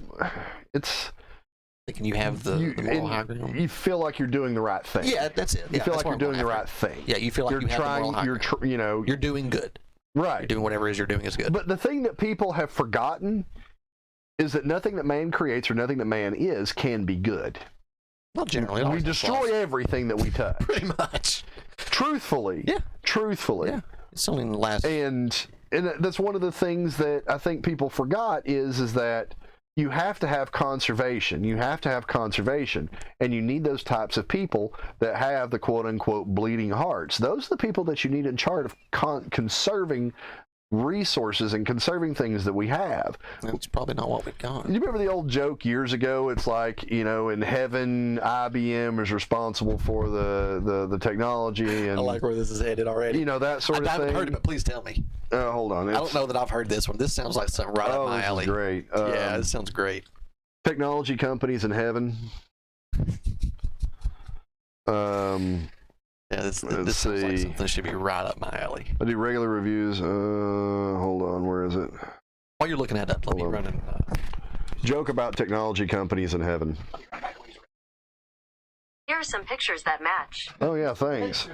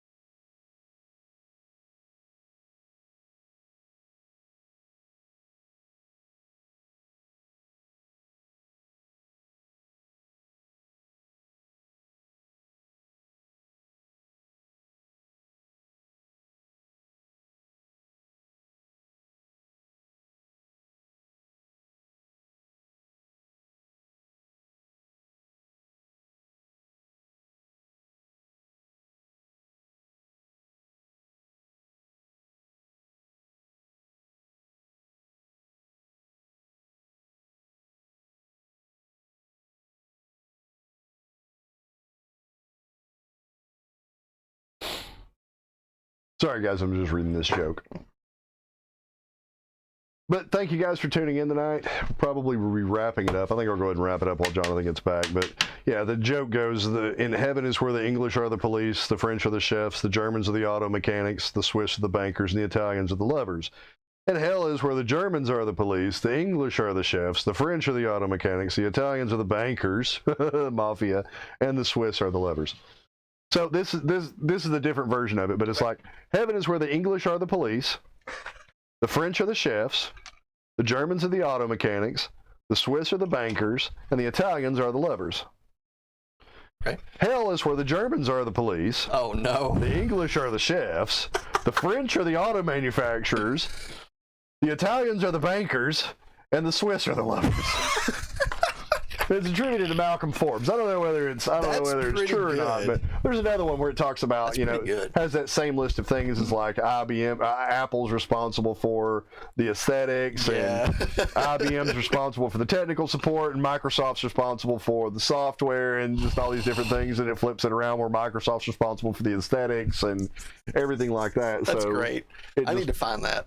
That is so good. It's a good one. It's a really good one. So it's just if people are in their lanes with how they are wired, if you have the conservative or the conservationist, not conservative, but the conservationist responsible for things that need to be conserved, and then you have the people that are fiscally minded and altruistically leaning, responsible for the monetary policy. If people gravitate to where that individual provides the most value, then things function better for everybody. But it feels like the exact opposite is now the truth. It's like Republicans really suck at this list of things, and Democrats really suck at this list of things, but those are the things that they're responsible for. Like they've swapped sides and they're no longer representing what they. Yeah, it's. Well, no, they're representing the same thing, but it's just their influence is in all the wrong places. True. Yeah. I mean, I don't know whether climate change is real or not. I mean, because you look at different models, you listen to Al Gore, and you listen to all these different people. Something is probably there somewhere, maybe, perhaps. We but have an I don't effect know. on our environment. It affects us. But It's we only symbiotic. have, 300 years and 150 years of really good weather data. And we're going to base, a planet that is, according to science, is, billions of years old.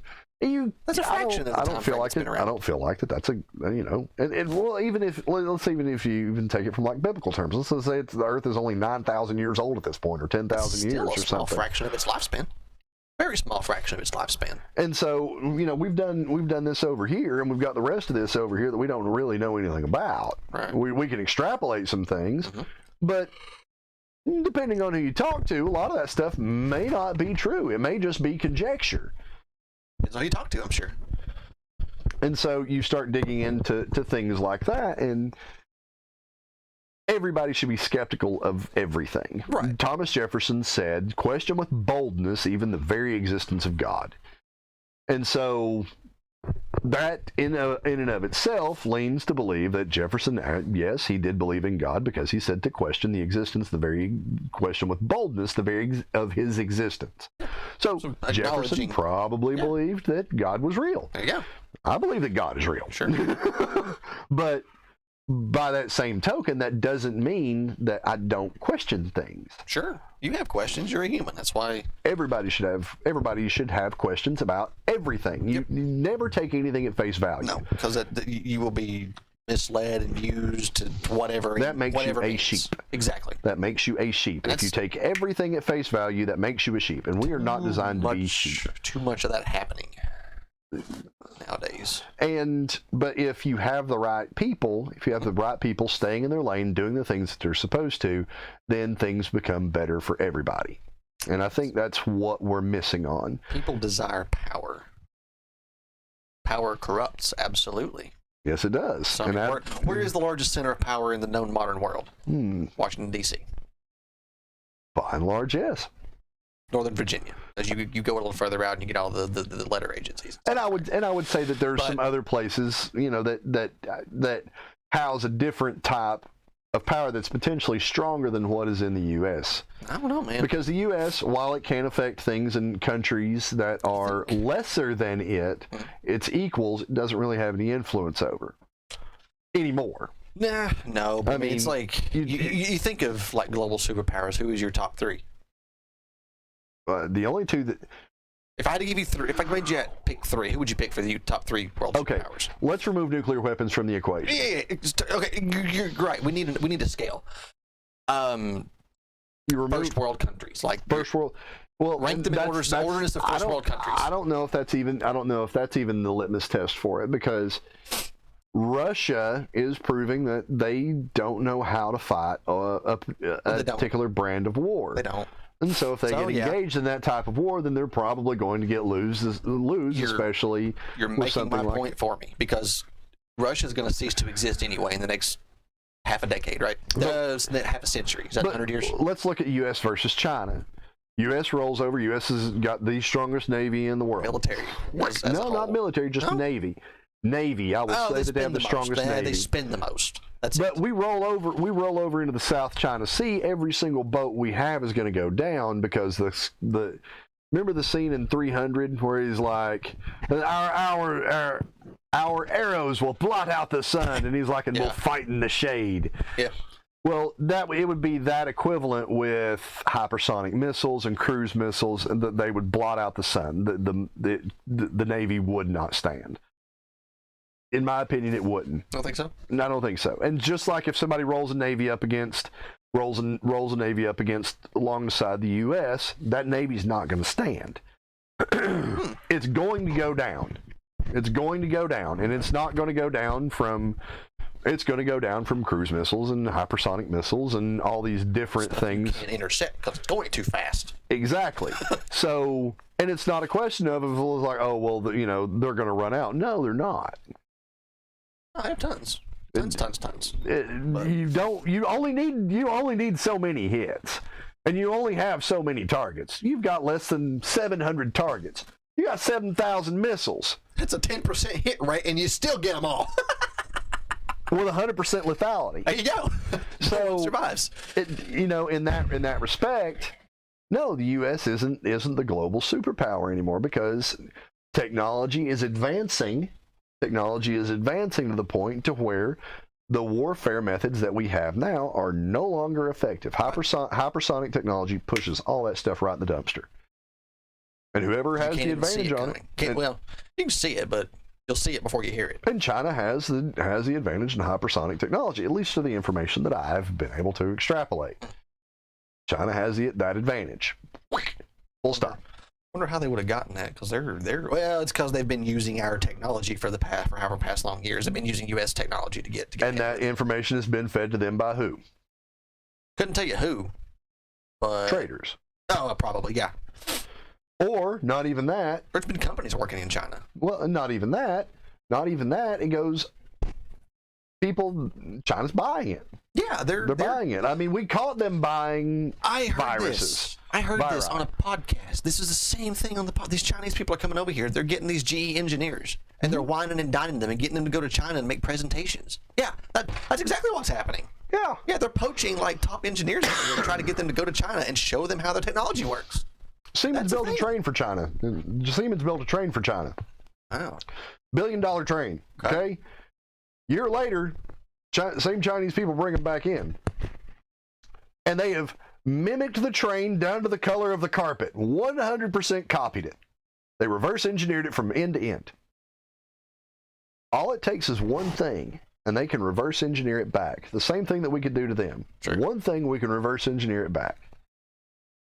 But the problem is what happens is being able to with the loose, you start getting an immigration policy at that point. With loose immigration policy, people come over, get their degrees, learn all this different stuff, and go home. Take it back. And take it back. Yep. I'm not saying that's a bad thing, because there's instances where that is amazing things. Yeah. You have somebody come over here, they come over, they learn about, sharing information as cultures isn't a bad thing. It's what you do with that information. Exactly. And whenever you have a bad actor, as the CCP is, when you have that bad actor that the CCP is, that's when you have the problem. You heard you've heard the story of Xi and how he came into power and just purged the system of anybody else that would have opposed him. Right? You've heard that, haven't you? He's still purging people. Brutal. Supposed to be a system of. There is no longer a system of succession. No. Like you're looking at probably the last of China and the last of Russia. The next. I don't know. I think they'll both hang around. I think China got a little bit scared whenever the people realized that the Chinese forces couldn't overwhelm them. It's a. The fear-mongering and the drones flying around telling you to stay in your house from COVID, the zero COVID policies and all that stuff, that almost led to another Tiananmen Square. Oh, it did, but almost. But you saw the jail that they got locked into. Like 10 people died in the fire, right? Mm-hmm. Yeah. Oh, and then did you see the videos of them welding apartment buildings' doors shut? Mm-hmm. Had gates and chains on everyone, just locking people in houses. For months at a time. I'm like, how are you supposed to live and get food? It's crazy. It's crazy. And it just boggles the imagination. It just boggles the imagination. Freedom, being able to choose and live how you want to live. And I don't care how somebody else wants to live. I truly don't. I mean, if you want to strip naked and go run around the forest and be a druid, go be a druid. Make yourself happy. And, make yourself happy. I don't care. But at least give people the opportunity to live the way that they want to live. Yeah. Never friendly.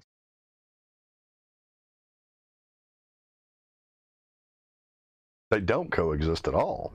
And people say, well, how should Christians react to this? Christians, Christianity as a whole, it's not our responsibility to convert. We don't do the converting. Right. All we have to do is just the message. That's it. It's like you drop it and you walk on. It's not your responsibility after that. Just be obedient. So whenever you get into the Christian side of things, it's be obedient. And it's not be obedient to the world or be obedient to this or be obedient to that person or anything like that. be obedient to what you are, how things are supposed to work. It's and if you're obedient, and you do what you're supposed to, you don't have to worry about anything else. As long as you're doing what you're supposed to, you don't have to worry about anything else. You don't have to worry that that person continues to do what it was that they were doing. Doesn't matter. Affect you. And it doesn't affect you. Doesn't affect you. In that microcosm of that, it does not affect you. All you have to do is just be obedient. Just that microcosm starts to become societal norm. But that stems from lack of obedience. It does. No, it does. You're right. It is. So, you know, I mean, it's what it is. I don't know. That's where I think a lot of people and even Christians get it wrong. It's be obedient. Do what you're supposed to do. Get in your lane and stay in your lane and do what it is that you are supposed to do. Don't worry about what dude over here that's in the carpool lane by himself is doing. That's not your problem. Not your problem at all. True. I don't care if he's got an inflatable doll in the seat next to him to look like he's in the carpool lane. Not your problem. Not your problem. But if that's somebody that you know, it's like, dude, get out of the carpool lane. Don't do that. You know? So you just do what it is that you can do. That was some of the swag that Gambling Games sent us. So, I was supposed to give away a code. Oh. You can give away the code now. Hey. Uh-oh. Giving away the code on 420. Hey. All right. Oh. I don't think that's visible. Oh, well. And where's my camera? There it is. Oh, we spin it around so people can actually see it. And I need to go this way. There we go. There you go. Pause and type to your heart's content. Hope somebody gets it. I know somebody will get it. I don't think we've ever given away a code that somebody's not gotten. And now I'm going to throw one out on Twitter after we stop the stream. So there you go. So thanks for tuning in, guys. Long-winded. Probably didn't make any sense. Probably a lot of it was stupid too. But you know what? Well, so many. Anything. Practice for once I start. I'm bad for leaving them just half-baked, you know. Half-baked? Yeah. On the table, not finished. Yeah, everybody's that way though. True. Everybody squirrel. Yeah. Start talking about squirrels, then like planters by the time. And the nuttiest thing ever is somebody's tweet that I replied to. This squirrel come up to this dude and was basically, you know, like kept coming up to him and it wanted water. And so he opens his bottle of water and pours water out for the squirrel, and the squirrel drinks. And all I posted is animals can smell water. Little guy was probably thirsty. And it's got like 1,100 likes. That's all I posted. It's like complete common sense. Complete common sense. People just love it. Wait, you just said it. Common sense is not so common anymore. I guess not, but Can't be, man. I guess not, Can't but be, or Tide Pods wouldn't have been. I guess.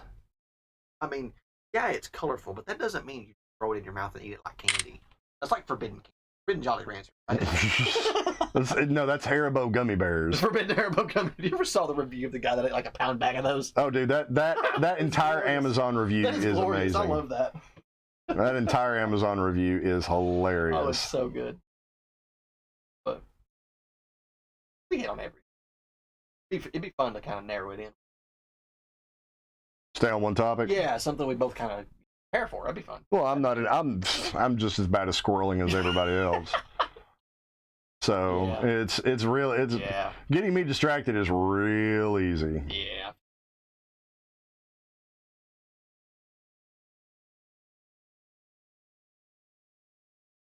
No, I'm not going to stay here until 6 in the morning. Don't like me.